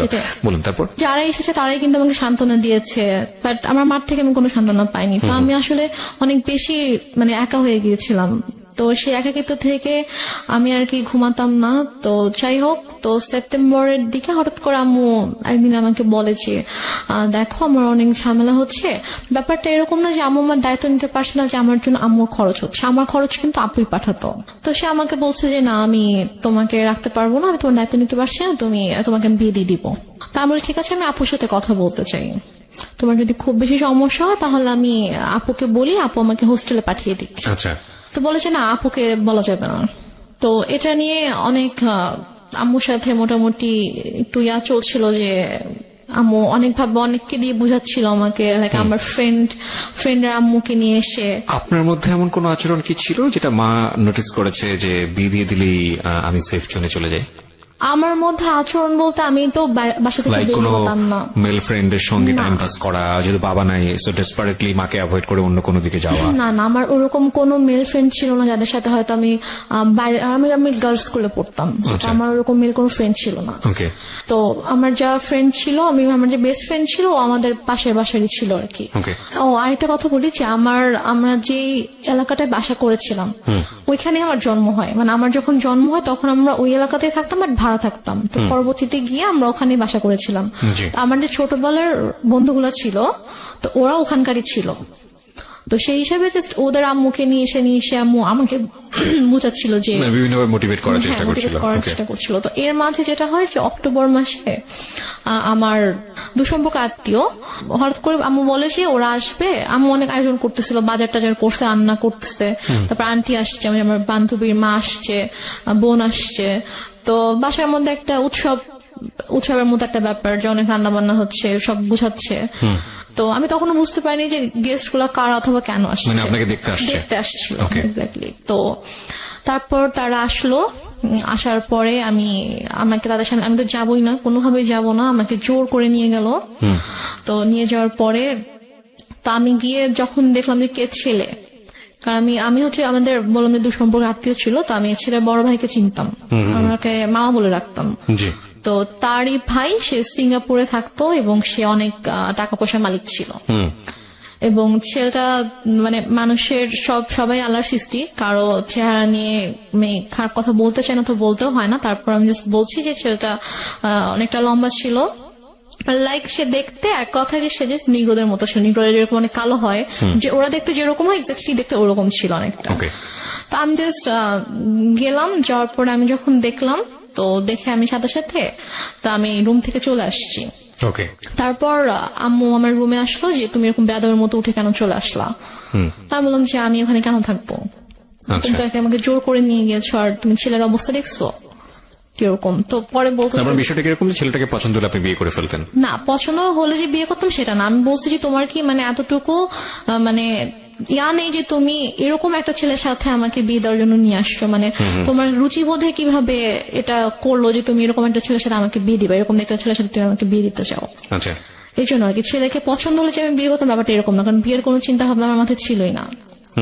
তো তারপর তো আমি ওখানে আর গেলাম না, ওদের সামনে আর গেলাম না, অনেক ফোর্স করলো। দেন ওরা বিকেলে চলে গেল। তো যাওয়ার পরে আমাকে ওই আমার আন্টি তারপর আম্মু সবাই মিলে বুঝাচ্ছে যে সোনার চামচ হচ্ছে বাঁকা হলেও ভালো, ছেলে না হয় দেখতে একটু খারাপ, বাট স্টাবলিশড একটা ছেলে, সিঙ্গাপুরে অনেক কিছু করেছে, তার অনেক টাকা পয়সা, তো সমস্যা কি?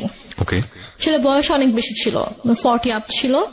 আপনি তখন ক্লাস 9 এ আমি পড়েন? তখন ক্লাস 9 এ পড়ি। মানে 14 থেকে 15 বছর বয়স সর্বোচ্চ।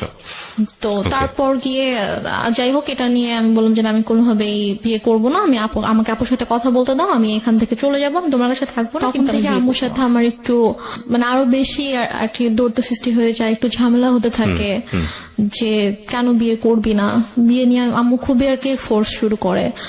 তো এক পর্যায়ে যেটা হয় যে একদিন আম্মু মানে হাত কেটে ফেলে আর কি, মানে ছুরি দিয়ে হাত কেটে ফেলে, মানে বিয়ের ব্যাপারটা নিয়ে জিদ করে। হ্যাঁ, যে বিয়ে করবি না, এটা নিয়ে সিঙ্গেট করে, তুই যদি বিয়ে না করিস আমি সুইসাইড করবো, আমি মারা যাবো। আচ্ছা। তো আম্মু হাত কেটে ফেলে। তো ওই দিন আর কি আমি খুব ভয় পেয়ে যাই, ভয় পেয়ে বলে আচ্ছা ঠিক আছে আমি বিয়ে করব। তো তারপর আম্মু আবার ছেলে দেখতে শুরু করে। তো এর মাঝে আমার একটা বান্ধবীর হচ্ছে কাজিন, তো তার সাথে আমার দেখা হয়েছিল। তো সে আমাকে পছন্দ করত। তো সে আমাকে বলেছিল, আমার বান্ধবীর মাধ্যমে সে আমাকে বলেছিল। তো তার বাট আমি ওরকম কিছুতে যাইনি। তো সে শুনতে পায় আমার বান্ধবীর কাছ থেকে যে আমার বিয়ে নিয়ে কথা হচ্ছে। তো সে আর কি আমার বাসায় প্রপোজাল পাঠায়, আমার কাছে প্রপোজাল নিয়ে আসে তার ফ্যামিলির মাধ্যমে। তো তারপর আমি বলে যে এই ছেলেকে বিয়ে করবি, এই ছেলেকে বিয়ে কর, সবকিছু তো ঠিকঠাক আছে, ছেলে দেখতে শুনতেও ভালো আছে, সবকিছু ঠিক আছে, এই ছেলেকে বিয়ে কর, এটা নিয়ে ঝামেলা করিস না। আমি বলি আচ্ছা ঠিক আছে। তারপর ওই ছেলেটার সাথে আমার 2009 সালের নভেম্বর মাসে বিয়ে হয়। মানে এই ছেলেটা অ্যারেঞ্জ ম্যারেজই ছিল। অ্যারেঞ্জ ম্যারেজে ছিল। কি করতো ছেলেটা?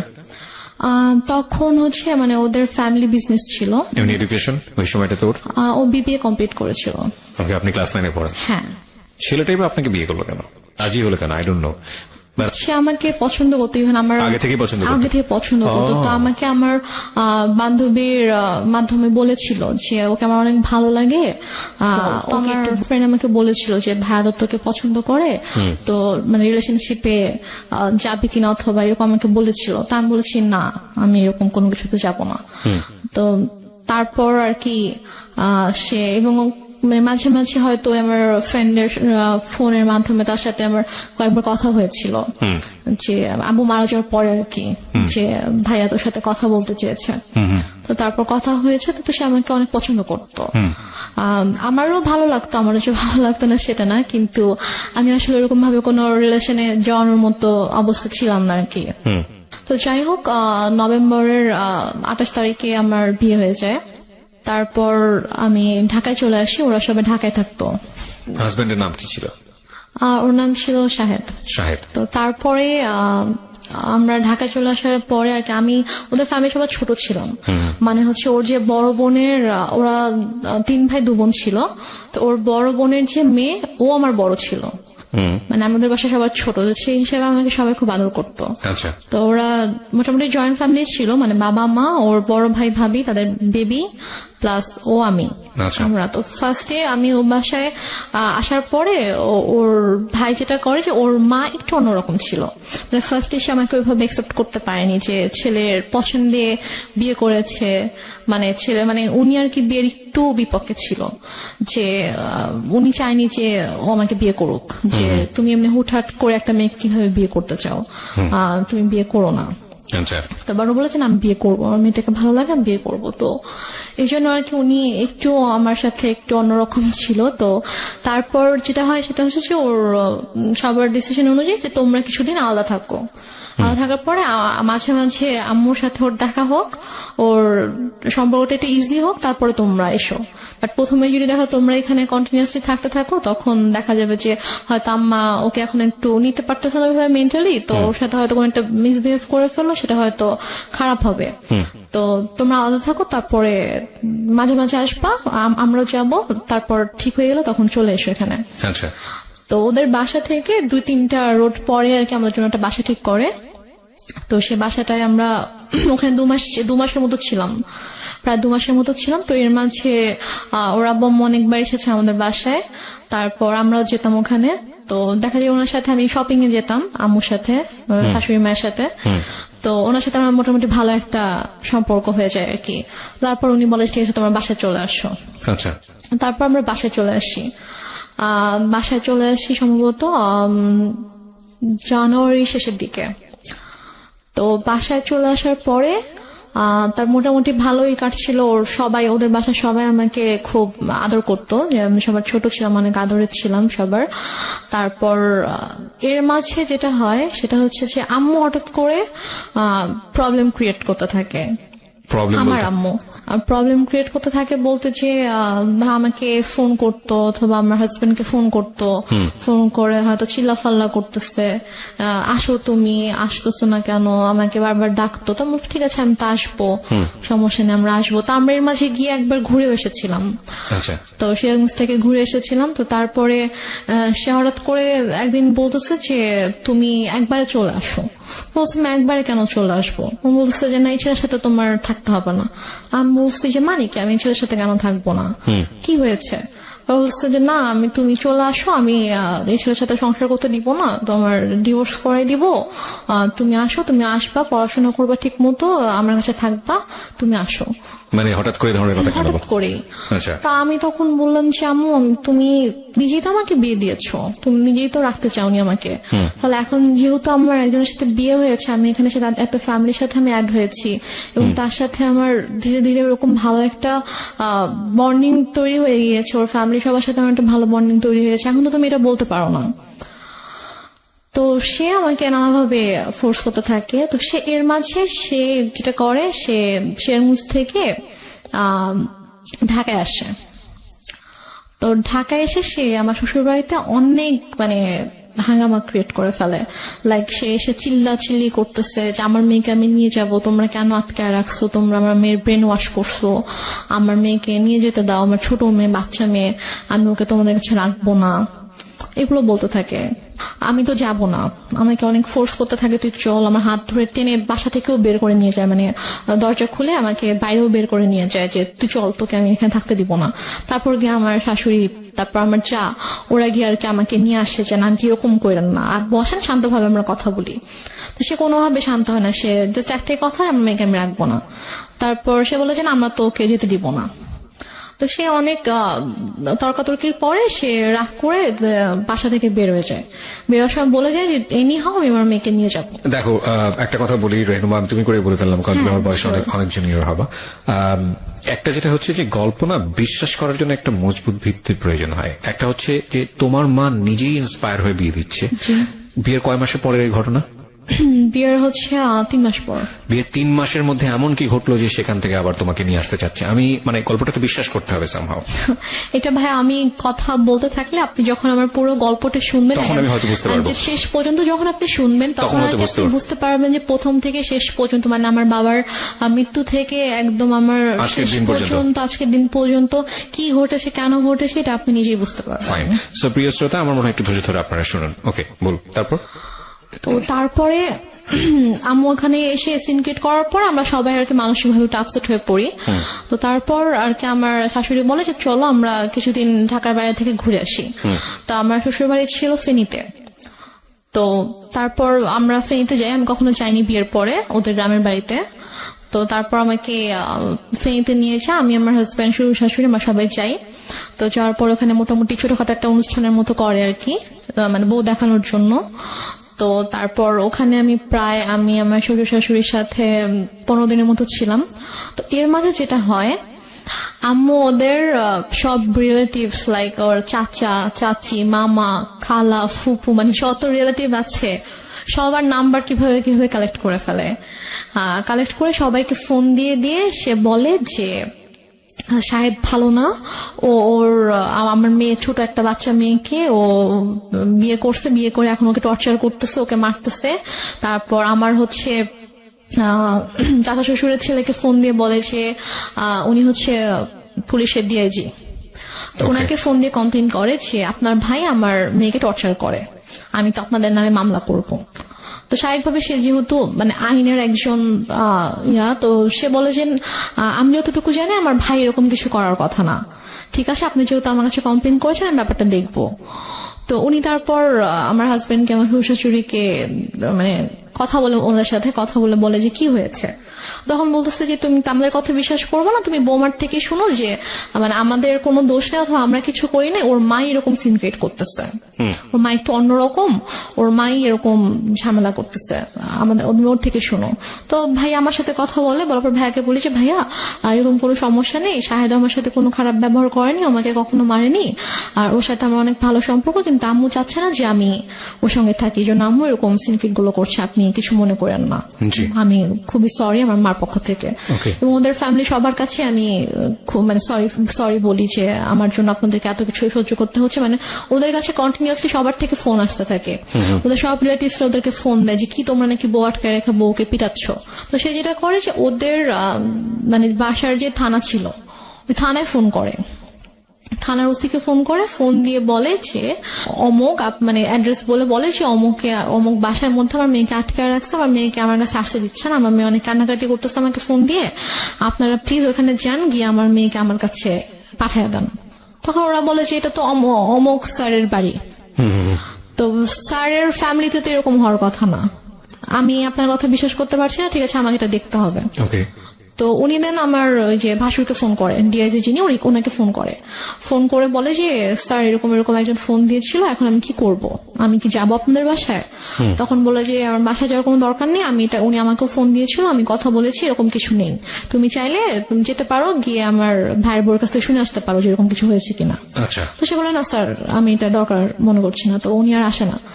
তো তারপর গিয়ে তো ওই ভাইয়া যখন জানায় আমার হাজবেন্ডকে, তখন ও বলে যে অনেক হয়েছে, মান সম্মান নষ্টের একটা লিমিট থাকে, ফ্যামিলি সবার সামনে তো করেছিল, এখন এখানেও করছে। তো তুমি একটা কাজ করো, যেহেতু তুমি মা যেহেতু এত করে চাচ্ছে তুমি ওনার কাছে গিয়ে থাকো, তুমি যাও, তুমি গিয়ে তার কাছে গিয়ে একটু বুঝা বলো সেরকম কেন করতেছে, তুমি কিছুদিন তার কাছে থাকো, থাকলে হয়তো তার ভালো লাগবে। আচ্ছা, এটা বলে সে? হ্যাঁ, এটা বলে। তো বলে সে, ও ঢাকায় ছিল, আমি ফেনীতে ছিলাম, তো ঢাকা থেকে ফেনীতে আসে, এসে আমাকে ঢাকায় নিয়ে দেন একদিন পরে আমাকে সিরাজগঞ্জে দিয়ে আসে আচ্ছা আম্মুর কাছে। তো ওই যে আমি গেলাম, আমাকে আম্মু আর আসতে দেয় না, সে আমার হাজবেন্ডকে আসতে দেয় না, আমাকে বলছে নিয়ে যাবো। 15-20 দিন ছিলাম, থাকার পর থেকে তো ওই সবাই ফোন দিচ্ছে, শাশুড়ি ফোন দিচ্ছে, শ্বশুর ফোন দিচ্ছে যে ওকে পাঠান, ওকে নিয়ে আসুক। তো তারপর গিয়ে আমি আম্মুর কাছে থাকা শুরু করলাম। তারপর আমার হাজবেন্ডের সাথে অলমোস্ট মানে 3-4 মাসের মতো আমার দেখা হয়নি, কারণ আম্মু না আমাকে যেতে দিচ্ছিল ঢাকায়, না হচ্ছে ওকে আসতে দিচ্ছিল।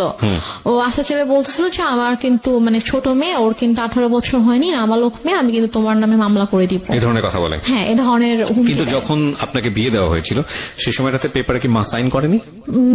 না, মা সাইন করেনি। বিয়েটা কিভাবে হয়েছিল? বিয়েটা হয়েছিল হচ্ছে বাসায় কাজী এসেছিল, তো কাজী বিয়ে পড়িয়েছিল, মানে সাইনও নিয়েছিল, কাবির নামে সাইনও নিয়েছিল। তারপর ওখানে 4 জন সাক্ষীও ছিল, কিন্তু মার সাইন ছিল কিনা অথবা করেছিল কিনা সেটা আমার ঠিক মনে নেই। তো মনে হয় না মা সাইন করেছিল, কারণ পরে যখন আমি যখন পেপার দেখেছিলাম তখন দেখেছি ওখানে যে সাক্ষীদের সাইন ছিল, আমার আর আমার সাক্ষী কারা কারা ছিল? সাক্ষী ছিল হচ্ছে ওর 2জন আঙ্কেল ছিল সাক্ষী, আর আমার পক্ষ থেকে আমার একটা মামা আর আমার একটা ভাইয়া ছিল। ফাইন, এখানে একটা বিষয় জড়িত আছে। ওর ফ্যামিলি থেকে কি লোকজন এখানে এসেছিল? হ্যাঁ। তো ওর ফ্যামিলির পক্ষ থেকে ওর বাবা মা কেউ সাইন করেনি পেপারে? না না না, ওর বাবা মা আসেনি বিয়েতে। কেন আসেনি? বাবা মা আসেনি, বাবা তখন অনেক অসুস্থ ছিল, আর ওর মা তো রাগ করেছিল জন্য ওর মা আসেনি। Renuma, this is totally unbelievable, cause অসুস্থ হলে তো বিয়েটা পিছিয়ে যাওয়ার কথা। বিয়েটা অসুস্থ ছিল বলতে উনি হচ্ছে প্যারালাইসিস ছিল, তো উনি তো চাইলেই উনি মুভ করতে পারতো না, বাট ওর মা আসার কথা, বাট ওর মাকে ওরা কোনোভাবে কনভিন্স করতে পারেনি। ওকে, ফাইন, তো ইটস দ্য ওর লজিক। ভাই বোন, তারপর হচ্ছে ওর আঙ্কেল আন্টি সবাই এসেছে। হচ্ছে আমার ওদের ফ্যামিলি থেকে সবাই আম্মুকে ফোন করতো, আম্মুকে বোঝানোর চেষ্টা করতো যে আমরা আসি, সামনাসামনি কথা বলে ঠিক করার চেষ্টা করি যে দেখি ঠিক হয় কিনা, আপনি কেন এরকম করছেন। তো বাট আমি বলেছি আমি এই বিষয়ে কোনো কথাই বলবো না, মানে একটাই কথা ছিল তার যে আমি আমার মেয়েকে সংসার করতে দিব না, আমি আপনার ছেলের সাথে রাখবো না। তো এদিকে আমার মানে আমার সাথে কথা বলতে দিত না, লাইক আমার ফোন আমার থেকে নিয়ে নিয়েছিল, আমার ফোন আমার কাছে রাখতে দিত না। আমার হাজবেন্ড ফোন করতো আম্মুর ফোনে, ফোন করলে আমাকে কখনো দিত কখনো দিত না। তো আমি অনেক কান্না করতাম, আমার মনে অনেক খারাপ থাকতো যে আমি ওখানে যেতে চাই। আমি আম্মুকে অনেক, ইভেন আমি আম্মুর মানে পায়ে ধরেও কান্না করেছি, আম্মু তুমি কেন এরকম করছো আমাকে বলো। মানে সে আমাকে কোনো মানে কারণও বলতো না যে কেন সেরকম করছে। আমি বলছি আম্মু তুমি তো আমাকে বিয়ে দিয়েছো, এখন যখন আমি একটা জায়গায় গিয়েছি, আমার বিয়ে হয়েছে, আমি আমার হাজবেন্ডকে অনেক ভালোবাসি, আমি ওর ফ্যামিলির সাথে অনেক ভালোভাবে মিশে গিয়েছি, তো এখন কেন তুমি সবাইকে এরকম কষ্ট দিচ্ছ, আমাকে কেন তুমি কষ্ট দিচ্ছ আম্মু। যাই হোক, তারপরে গিয়ে আম্মু যেটা করলো যে ওদের সাথে অনেক কথাবার্তা যখন হলো, ও অনেক রিকোয়েস্ট করলো, তো বলো ঠিক আছে তুমি সিরাজগঞ্জে আসো, এসে ওর সঙ্গে দেখা করে যাও। তো দেন আমার হাজবেন্ড অলমোস্ট 4 মাস পরে আমাদের বাসায় আসে, সিরাজগঞ্জে আসে। তো এসে সে আমার সঙ্গে দেখা করে, তো তখন আম্মুর সাথে কথা বলে। ও আর আমি দুজনে আম্মুর কাছে গিয়ে আম্মুর পায়ের কাছে বসে আম্মুকে বলি যে ও বলে যে আম্মু আপনি কেন এরকম করতেছেন, বলেন আপনি মানে আমি কি কোনো দোষ করেছি অথবা আমার কোনো ভুল হয়েছে যে আপনি কেন ওকে আমার থেকে দূরে রাখতেছেন, আপনি কেন এরকম করতেছেন। আমি বলেছি না আমি কোনো কথা শুনবো না, আমি তখন ভুল করছি, আমার বাচ্চা মেয়েকে বিয়ে দিচ্ছি, এখন আমি বুঝতেছি যে আমার ছোট একটা মেয়েকে এভাবে এত কম বয়সে বিয়ে দেওয়া উচিত হয়নি। এখন আমি চাই সে পড়াশোনা করবে, পড়াশোনা শেষ করবে, করে এস্টাবলিশড হবে, দেন সে চাইলে তার পছন্দ অনুযায়ী কাউকে বিয়ে করবে, কিন্তু আমি যেটা ভুল করেছি আমার সেই ভুলটা শুধরাতে হবে। সে ওর সাথে সায়দার সাথে অনেক রুড বিহেভ করে। আপনি কি করেন ওই সময়টাতে? আমি জাস্ট তখন আমি ওকে নিয়ে আমার রুমে চলে আসি, এসে বলি যে তুমি এখান থেকে চলে যাও, এভাবে অপমানিত হওয়ার কোনো মানে হয় না, তুমি চলে যাও, তোমার আশা লাগবে, আমি যদি আম্মুকে বুঝাতে পারি আমি চলে আসবো। আপনাদের আর কোনো আত্মীয়স্বজন ছিল না আশেপাশে যারা আপনাদেরকে বিয়ে দিয়েছে, তারা কোনো স্টেপ নিচ্ছিল না? কেউ তো কিছু জানতো না, আর আপুর সাথে তো আমার টোটালি কথাবার্তা ওরকম কথা হতো না, কারণ আপুকে আম্মু বলেছিল যে আম্মু আমাকে বিয়ে দেয়নি, আমি নিজের ইচ্ছে বিয়ে করেছি, আমি মানে আমি পালিয়ে গিয়েছিলাম, সেখান থেকে আম্মু আমাকে নিয়ে এসেছে, নিয়ে এসে আমাকে বিয়ে দিয়েছে। ওকে। ওই জন্য আপু রাগ করে আমার সাথে কথা বলতো না আর কি। আর আমি যে তারপরে যে আমি কারো কাছে হেল্প চাইবো অথবা ফোন করবো, ওয়েট আমার ছিল না। আমি যে কোথাও একা একা বাসা থেকে বের হয়ে আমি যে কারো কাছে একটা যাবো, গিয়ে যে আমি খুলে বলবো ঘটনা, অথবা আমি যে বাসা থেকে পালিয়ে চলে যাব ঢাকায়, ওইরকম তখন হয়তো আমি অনেক ছোট ছিলাম, ওইরকম কোনো সাহস আমার ছিল না, অথবা আমি যে যাবো আমার সিচুয়েশন ছিল। বেসিক্যালি যে আমার হাজবেন্ড কিছু করেনি, সেটা হচ্ছে যে ওরা খুব ভালোভাবে বুঝে গিয়েছিল যে আম্মুর সাথে যদি ওরা লাগতে যায়, ঝামেলা করতে যায়, তাহলে ওরা অনেক ভালোভাবে ঝামেলায় পড়বে, কারণ আম্মুদেরকে ভালোভাবে পেঁচাবে, ঝামেলায় ফেলবে। সবকিছু মিলিয়ে ঝামেলা প্লাস মান সম্মানের জন্য আর কি ওরা আম্মুর সাথে খুব বেশি সিরিয়াস, অথবা আমাকে এসে যে জোর করে নিয়ে যাবে এরকম কিছু ওরা আম্মুর সাথে করতো না, কারণ করলে এটা হয়তো ব্যাড একটা ইফেক্ট পড়তো ওদের উপরে। তো এই কারণে আর কি ওরা করতো না। তো তারপরে গিয়ে যেটা হয় সেটা হচ্ছে যে আম্মু ওকে ভাবে বলে যে ঠিক আছে, মানে আম্মু যখন দেখছে যে না ওরা বারবার ট্রাই করছে যে নেওয়ার জন্য ট্রাই করছে আমাকে, তো তখন আম্মু ওকে একটা শর্ত দেয়, আমার হাজব্যান্ডকে একটা শর্ত দেয়, এবং আমার আম্মু জানে যে এই শর্তটা কখনোই ও মানবে না। শর্তটা ছিল হচ্ছে যে ও বলে যে তুমি যদি রেনুমাকে নিয়ে থাকতে চাও তাহলে তোমাকে আলাদা থাকতে হবে। আলাদা থাকতে হবে তোমার ফ্যামিলি থেকে? হ্যাঁ, আচ্ছা। তোমার ফ্যামিলি থেকে আলাদা থাকতে হবে, তুমি ওকে নিয়ে তুমি আলাদা একটা বাসা নিবা, তুমি তোমার আব্বু আম্মু তোমার ফ্যামিলির সাথে থাকবা না, এবং তোমার আব্বু আম্মু কখনো তোমার বাসা আসবে না। আমি বলছি যে এটা কেমন কথা? তো বলে যে আপনি যদি ওকে নাও দেন, তারপর আমি কখনো বাবা মাকে ছেড়ে আলাদা বাসা যাবো না, কারণ আমার বাবা মা আমার কাছে অবশ্যই আগে। আর প্লাস ঠিক আছে আপনি তো ওকে এখন মানে আটকাচ্ছেন এটা বলে যে হ্যাঁ ওর তো এখন বয়স হয়নি, ওর ছোট, আপনি মামলা করতে পারবেন, বাট ও যখন ম্যাচিওর হবে, ওর যখন বয়স হবে, তখন তোকে আপনি আটকাতে পারবেন না। এবং আমি জানি যে আমি যেরকম ওকে ভালোবাসি, ও আমাকে ভালোবাসে, এবং আশা করি যে ইনশাল্লাহ যখন সময় হবে তখন আমি আমার ওয়াইফকে আপনার থেকে নিয়ে আসবো, বাট আমি আমার বাবা মাকে ছেড়ে থাকতে পারবো না, এটা আমি করতে পারবো না। তারপর যেটা হয় যে ওর সাথে আমার তো কাছে তো ফোন ছিল না, ওর সাথে যোগাযোগ একমাত্র ওয়ে ছিল আম্মুর ফোন। তো আম্মু ওর কাছ থেকে ফোনটা নিয়ে ওকে ফোন করার জন্য রিকোয়েস্ট করতে হতো, অনেকবার ফোন দেওয়ার পরে হয়তো আম্মু আমাকে ফোন দিত। তো এইভাবে আর কি যোগাযোগ ছিল। তো এক পর্যায়ে যেটা হয় যে ও মাসে হয়তো একবার আসতো, দুবার আসতো, এসে আমার সাথে দেখা করে জাস্ট চলে যেত ঢাকায়। তারপর আম্মু একবার হচ্ছে ওই ঈদের সময় ওর আপু আম্মু সবাই ফোন করে যে ওকে একটু পাঠান, আমরা সবাই একসাথে গ্রামের বাড়িতে গিয়ে ঈদ করবো, তো ও না থাকলে কেমন হবে, ওকে একটু পাঠান। তো আম্মু কোনোভাবে পাঠাতে চায় না, বাট ওরা যখন সবাই ফোন দিয়ে অনেক রিকোয়েস্ট করে, তো তারপরে কি আম্মু বলে ঠিক আছে ওকে নিয়ে যাও। তো তারপর আমি যাই, তো ওদের সাথে একটা ঈদ করেছিলাম। তো ঈদ করে ঈদের 2 দিন পরে আর কি আমি আবার চলে আসি। তো আসার পরে তো এভাবে আর কি চলছিল, ওর সাথে মাঝে মাঝে কথা হতো, তারপর মাসে অথবা অনেক সময় 1 মাস 2 মাস পরে আসতো, এসে দেখা করে যেত, বাট আমাকে যেতে দিত না আম্মু। তো এদিকে আমার পরীক্ষা চলে আসছে, মানে এটা হচ্ছে 2011-তে আমার পরীক্ষা ছিল, এসএসসি পরীক্ষা ছিল। তো তারপর আমি কোন রকমে স্কুলে যেতাম না, আমি জাস্ট বাসায় পড়তাম, পড়ে পরীক্ষা দিলাম। এরপরে যেটা হয়, হঠাৎ করে আম্মু টোটালি যোগাযোগ বন্ধ করে দেয়, ওকে বলে যে তুমি আর আসবা না ওর সাথে দেখা করতে। তো বলে যে হঠাৎ করে কেন, বুঝতে যে আসবা না, তুমি আর এসো না, আসলে তুমি যদি আসো এখানে অনেক বড় সিন ক্রিয়েট হবে, আমি পুলিশ ডাকবো, তুমি আসবা না। এটা আপনার মা বলে? হ্যাঁ, এটা আমার মা সাহেবকে বলে।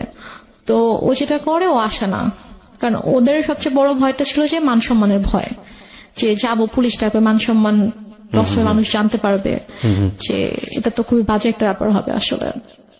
তো ও আর আসে না, আম্মুকে ফোন দিত, আম্মু আমাকে ফোন দিত না। তো ওর সাথে অলমোস্ট হচ্ছে আমার প্রায় 7-8 মাসের মতো টোটালি কোনো কথা হয় না, মানে একদমই কথা হয় না। ও আসে, ও না, ওর সাথে আমার কোনো কথা হয় না। তো তারপর গিয়ে আমার আপু হচ্ছে দেশে আসে 2012 সালের মেবি আগস্টের দিকে আমার আপু দেশে আসে। তো আপু আসার হচ্ছে 2-3 মাস আগে আবার আমার সাথে সাথে কথা হয়, আমি আম্মুর ফোন থেকে ওর সাথে কথা বলি। তো আম্মু যখন জানতে পারে যে হচ্ছে আপু আসতেছে, তখন আর কি ওর সাথে কথা বলে যে তো ওর আপু আসতেছে, তো ওর আপু যদি আসে, মানে আপু বলছিল যে ঠিক আছে, তো যেহেতু বিয়ে করে ফেলছে, মানে আপু জানে যে আমি যেখানে আছি আমি অ্যাকচুয়ালি কিভাবে আছি আম্মুর কাছে এটা জানে না। আপুকে বলা হয়েছে যে ওর তো শ্বশুর শাশুড়ি ভালো না, ও শ্বশুর বাড়িতে থাকতে সমস্যা হয়, তো ছোট মেয়ে এজন্য ওকে নিয়ে আসছি, ও এখানে থাকবে, পড়াশোনা করবে, তারপর গিয়ে হয়তো ঢাকায় ভর্তি হবে। আচ্ছা, এটা বলছে যে তা তখন যাবে, এখন তো ছোট অনেক। তা আপু জানে এটা, আপু মোটামুটি তখন নর্মাল হয়েছে, আমার সাথে মোটামুটি একটু কথা বলে। তো তারপর আর কি আপু যখন আসে, তা আপু আসার আগে আবার ওর সাথে সে নর্মাল হয়ে যায়, কারণ আপুকে তো দেখাইতে হবে। মানে তার প্ল্যানিংটা ছিল আসলে অন্যরকম, সেটা আমি বলছি, বললে বুঝতে পারবেন। তো সে যেটা করে, সে সাহেদের সাথে কথা বলে যে বাবা যাই হয়েছে হয়েছে, তুমি আসো, তুমি সিরাজগঞ্জে আসো। তো ও সিরাজগঞ্জে আসে, আসার পরে 2 দিন ছিল, তারপর ওকে বলে যে দেখো ওর আপু আসবে, আপু আসলে কিন্তু আপুর সাথে ভালো করে কথা বলবা, যেগুলো হয়েছে এগুলো কিছু জানানোর দরকার নাই, আমি ইনশাল্লাহ সবকিছু ঠিক করে দিব, যাই হয়েছে ভুলে যাও, আমি তোমাদের সবকিছু ঠিকঠাক করে দিবো। আপু আসলে হয়তো আমরা বড় করে একটা অনুষ্ঠান করতে পারি, যেহেতু তোমাদের ওরকম বড় কোনো অনুষ্ঠান হয়নি, তো বড় করে একটা অনুষ্ঠান করতে পারি, তো করলে তখন সব ঠিকঠাক হয়ে যাবে। তো এটা বলে, তো বলার পরে আপু যখন আগস্টে আসে, আপু মানে যেদিন আপু ঢাকায় আসে, আসার পরে হচ্ছে আপু শ্বশুরবাড়ি ঢাকাতে, তো 2 দিন পরে আপু যখন আমাদের সিরাজগঞ্জে যখন আসবে, তো ওই দিন হচ্ছে শাহেদেরও আসার কথা। তো শাহেদ বলছে যে আম্মুকে ফোন দিয়ে বলছে যে আম্মু আমার একটা কাজ পড়ে গেছে, মানে আমার ওদের হচ্ছে একটা প্রিন্টিং প্রেস ছিল, তো ওই প্রেসে হচ্ছে যে ওদের একটা অর্ডার ছিল, অনেক বড় একটা অর্ডার ছিল, তো ওটা হচ্ছে কমপ্লিট হয়নি। এখন ও যদি ওখান থেকে চলে আসে তাহলে দেখা যাবে যে ওই কাজটা হবে না, তো অনেক বড় লস হয়ে যাবে। তো বলছে যে আম্মু আমার তো কাজ শেষ হতে সন্ধ্যা হয়ে যাবে, তো ওর চেয়ে ভোরবেলা রওনা দেওয়ার কথা, তো আমি রাতে আসি, সন্ধ্যাবেলা কাজটা শেষ করে আমি হয়তো 8টার দিকে রওনা দিলাম, দিয়ে আমি রাতের মধ্যে চলে আসবো। আপুদেরকে একটু বললেন আমি চলে আসবো, সমস্যা নেই, কিছু মনে করতে মানা করেন। আমি বলে যে এখন আসবা, বলছে যে আমি আসলে তো এখানে কাজ কেউ মানে কাজ দেখতে পারবে না, সমস্যা হয়ে যাবে। বলেছে এখন আসতে হবে, এখন আসতে হবে। আমি জানি না, আমার বড় মেয়ে 12টার মধ্যে চলে আসবে, মানে এটা সকাল 10টার দিকের কথা আর কি। তুমি এখন রওনা দাও, তুমি চলে আসো, তোমার তো 3-4 ঘন্টার বেশি লাগবে না, তুমি চলে আসো, সমস্যা নেই। ও বলছে যে আম্মু আমার পক্ষে এখন আসা সম্ভব না, আমি আসলে আমার কাজ দেখার কেউ নাই। তো এটা নিয়ে অনেক তর্কাতর্কি হয়। তো হওয়ার পরে লাস্টে গিয়ে আম্মু ওকে বলে যে তোকে আমি এখন বলছি তুই এখন আসবি, রেগে যায় আর কি, রেগে যায়। আম্মু রেগে ওকে তুই তো করে শুরু করে, বলে যে তোকে আমি বলছি তুই এখন আসতে হবে। এবং ওর এটা নিয়ে খুব মানে ইয়া হয়, ওর ইগোতে লাগে যে তোমার শাশুড়িকে আমাকে তুই করে কথা বলবে। তো বলে যে আম্মু আমি যাবো না।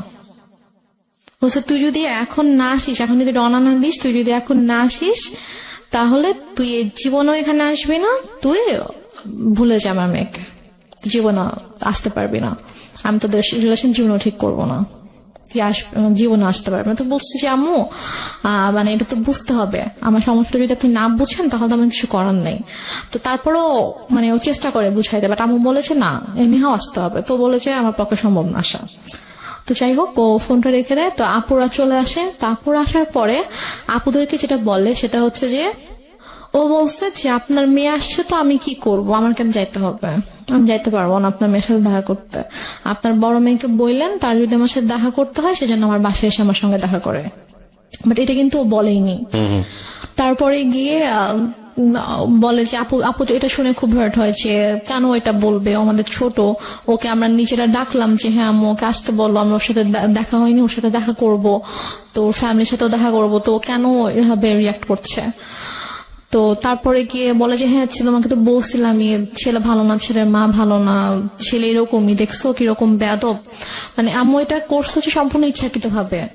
ফার্স্টে ওকে ঠিকঠাক করছে, ওর সাথে সম্পর্কটা ঠিক করছে, ঠিক করে ও আসছে। তারপর যেদিন আসবে, মানে আসলে আপুর সাথে দেখা হলে তো সবকিছু নর্মাল হয়ে যেত, এবং হয়তো আপুর সাথে সম্পর্কটা যদি নর্মাল হয়ে যেত, তখন যদি আমি ওর বাড়িতে চলে যেতাম তখন হয়তো আপুকে ডিটেল ঘটনাটা বলতে পারতাম যে আসলে ব্যাপারগুলো কিন্তু এতদিন এভাবে ঘটেছে। আম্মু আসলে এটা চাইনি যে আমাদের সম্পর্কটা স্বাভাবিক হোক এবং আপুর সাথে ওর সম্পর্কটা স্বাভাবিক হোক। তো ইচ্ছাকৃত ভাবে আম্মু এরকম সিনক্রেটটা করেছে। তো আপু ভাইয়া তো অনেক রেগে গেল। রেগে যাওয়ার পরে বলতেছে যে ঠিক আছে বাদ দেন, এই ছেলের সাথে আসলে দরকার নেই, সংসারের দরকার নেই, ওকে ইয়া করেন, ডিভোর্স পেপার পাঠিয়ে দেন। বাট আপনি তখন কি বলছিলেন? আমি তখন বলছি যে আমি তো ডিভোর্স দিব না। আমাকে ভাই জিজ্ঞেস করছে যে তুমি কি বলো, আমি বলছি আমি ডিভোর্স দিব না, কি করবা? আমি বলছি আমি ওখানে যাবো, আমি ওদের বাসায় যাবো। তো বলছে যে আমি তখন বলছি যে দেখছো কিরকম নির্লজ্জ মেয়ে, এইভাবে নিজের বোন ভাই মাকে অপমান করছে ওর জামাই, আর ও এরকম জামাই সাপোর্ট করে কথা বলছে, এখন ওখানে যেতে চাচ্ছে, কত বড় খারাপ মেয়ে, নির্লজ্জ মেয়ে, এগুলো বলছিল আর কি। তো তারপর গিয়ে ভাইয়া বলে যে তুমি কেন যেতে চাও, যে তোমার ভাই আপুকে অসম্মান করছে। আমি আমি মানে বলতে নিচ্ছিলাম যে ব্যাপারটা কিরকম হয়েছে, বাট আমি আম্মুর ভয় বলতে পারছিলাম না। যে আমি যদি বলতাম যে ঘটনাটা এরকম হয়েছে, তখন আম্মু তো টেনে অনেক সিনক্রেট করতো। তো দেন আর রাতের বেলা আপু বলছে যে আমি ভাবছি যে রাতের বেলা যখন ঘুমাতে যাবো, আম্মু যখন ঘুমিয়ে যাবে, তখন আমি আপুকে গিয়ে বলবো যে আপু ঘটনাগুলো কিন্তু এরকম এরকম হয়েছে, তুমি ওকে ভুল বুঝো না, তুমি ব্যাপারটা প্লিজ সলভ করো, আমি এটা বলতে চেয়েছি। তো তারপর রাতে যখন আপুকে বলেছি আপু আমি তোমার সাথে ঘুমাবো, বলছে আচ্ছা ঠিক আছে। তো আম্মু যেটা বলে যে তোমরা 2 বোন ঘুমাবা, চলো আমরা 3 জন একসাথে ঘুমাই। আম্মু হয়তো বুঝতে পেরেছে যে আমি যদি আপুকে কিছু বলে দেই, রাইট রাইট, তারপর বলে যে আমি তোমাদের সাথে ঘুমাবো।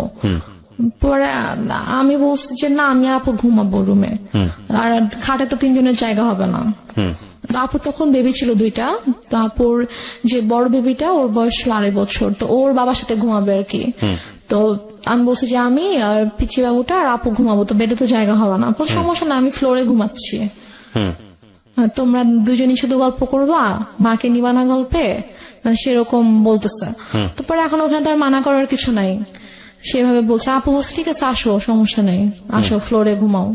তো সে ফ্লোরে বেড করছে, আমি আপুকে বলতে পারলাম না, যে যেটা বলতে চেয়েছি বলতে পারলাম না। তো তারপরে আমি অনেকবার চেষ্টা করেছি, আপু যে কয়দিন দেশে ছিল, আপু আমাদের বাসায় 2 দিন ছিল, তো ওই 2 দিনেও পারিনি। তারপর আপু যাওয়ার আগে যখন আমি ঢাকায় এসেছিলাম আম্মুর সাথে আপুর শ্বশুর বাড়িতে, তখন আমি বলার চেষ্টা করেছি, আমি সুযোগ পাইনি, মানে আম্মু আমাকে সুযোগটা দেয়নি, আমি আপুর সাথে একা কোনোভাবে কথা বলবো, ওই সুযোগটা দেয়নি। ঢাকায়ও যখন আমরা ঘুমিয়েছি, আম্মু আমাকে নিয়ে ঘুমিয়েছে একটা রুমে, আপুর সাথে যখন দিনের মধ্যে স্বাভাবিকভাবে ওরা অনেক বিজি ছিল, তারপর আমি ট্রাই করেছি, সুযোগও পেয়েছি অনেক, বাট আম্মু কোনো না কোনো ভাবে আমাকে কথা বলতে দেয়নি আর কি। তো আমি যাই হোক আমি কথা বলতে পারিনি।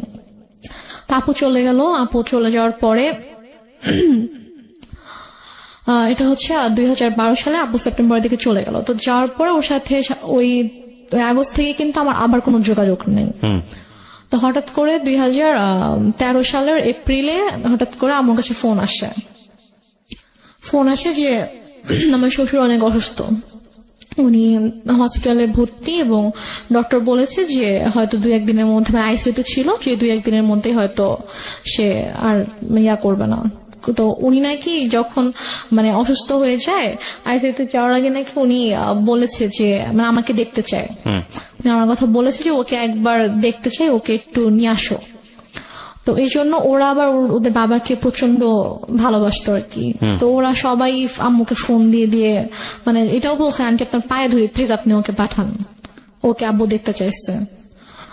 তো আম্মু কোনোভাবে রাজি হয় না, আমি অনেক কান্নাকাটি করে আম্মু প্লিজ যেতে দাও। আমার শ্বশুর আমাকে অনেক আদর করতেন, মানে আমি ওনাকে বাবা ডাকতাম, আমার আব্বুকে আমি বাবা ডাকতাম। তো মানে উনি আমাকে খুবই আদর করতো। তো আমি যখন শুনি যে এরকম অসুস্থ, আমার খুবই খারাপ লাগে। এবং আমার বাবা মারা যাওয়ার পর থেকে আমি যে কদিনই ওনার সাথে ছিলাম, আমার কাছে জাস্ট মনে হয়েছে যে এটা আমার বাবা। তো আমি আম্মুকে অনেক রিকোয়েস্ট করি, তারপর ওরাও তো কন্টিনিউয়াসলি ফোন দিচ্ছিল। তারপর আমি বলে ঠিক আছে আমি ওকে নিয়ে আসতেছি, আমি নিয়ে যাবো, আমি নিয়ে আসবো, তোমাদের আসতে হবে না। তো আম্মু আমাকে নিয়ে ঢাকায় আসার পরে তো হসপিটালে ছিল আম্মু 2 দিন ছিল। 2 দিন বলতে যেদিন গেলাম ওই দিন, আর পরের দিন বিকালবেলা আম্মু বলে যে আমার ভাল লাগতেছে না, আমি চলে যাই, ও আর 2 দিন থাকুক, 2 দিন পরে ওকে দিয়ে এসো। এটা বলে তো আমি হসপিটালে ঢাকায় আসি, হসপিটালে শ্বশুরকে দেখার জন্য। তো আমি 2 দিন আমার মা ছিল, তো থাকার পরে মা চলে যায় এবং আমার হাজবেন্ডকে বলে যায় তুমি ওকে 2 দিন পরে দিয়ে এসো। আচ্ছা, তখন কি আপনার বোনরা চলে গেছে কানাডাতে না তখন? না, আমার বোনরা জাস্ট 1 মাস ছিল। ওকে, চলে গেছে তারা? হ্যাঁ, আপু চলে গেছে। আপু চলে গিয়েছে সেপ্টেম্বরে, এটা হচ্ছে এপ্রিলের ঘটনা। এপ্রিলে হসপিটালে গিয়েছিলাম। তো তারপরে আমি আরো 2 দিন থাকলাম, থাকার পরে আমাকে শাহেদ দিয়ে আসলো সিরাজগঞ্জে। তো দিয়ে আসার পর আবার ওই যেরকম যোগাযোগ বন্ধ। তো এর মাঝেই আর কি হসপিটাল থেকে ব্যাক করার কয়েকদিন পরে আর কি আমার এনআইডি দেয়, এনআইডিটা পাই। তো পাওয়ার পরে আম্মু আর কি একজন লয়ারের সঙ্গে কনসাল্ট করে দেন আমার ডিভোর্সের পেপার রেডি করে আর কি। এটা কি আপনি জানতেন? এটা আমি জানতাম না। Okay. মানে আমি জেনেছি যখন আমার কাছে পেপারসটা নিয়ে এসেছে, তখন আমি জেনেছি যে অনেক সময় সব রেডি করে দেন আমার পেপারস নিয়ে আসে, যদি তুমি এখানে সাইন করে দাও। তো আমি বলছি কিসের পেপার? তো বলেছি যে এটা ডিভোর্স পেপার। তো আমি বলেছি যে আমি সাইন করব না, তোমাকে সাইন করতে হবে। আমি বলছি না আম্মু, আমি করবো না সাইন। তো তারপর আম্মু আমাকে ফোর্স করে, আম্মুর সাথে একটু তর্কাতর্কি হয়।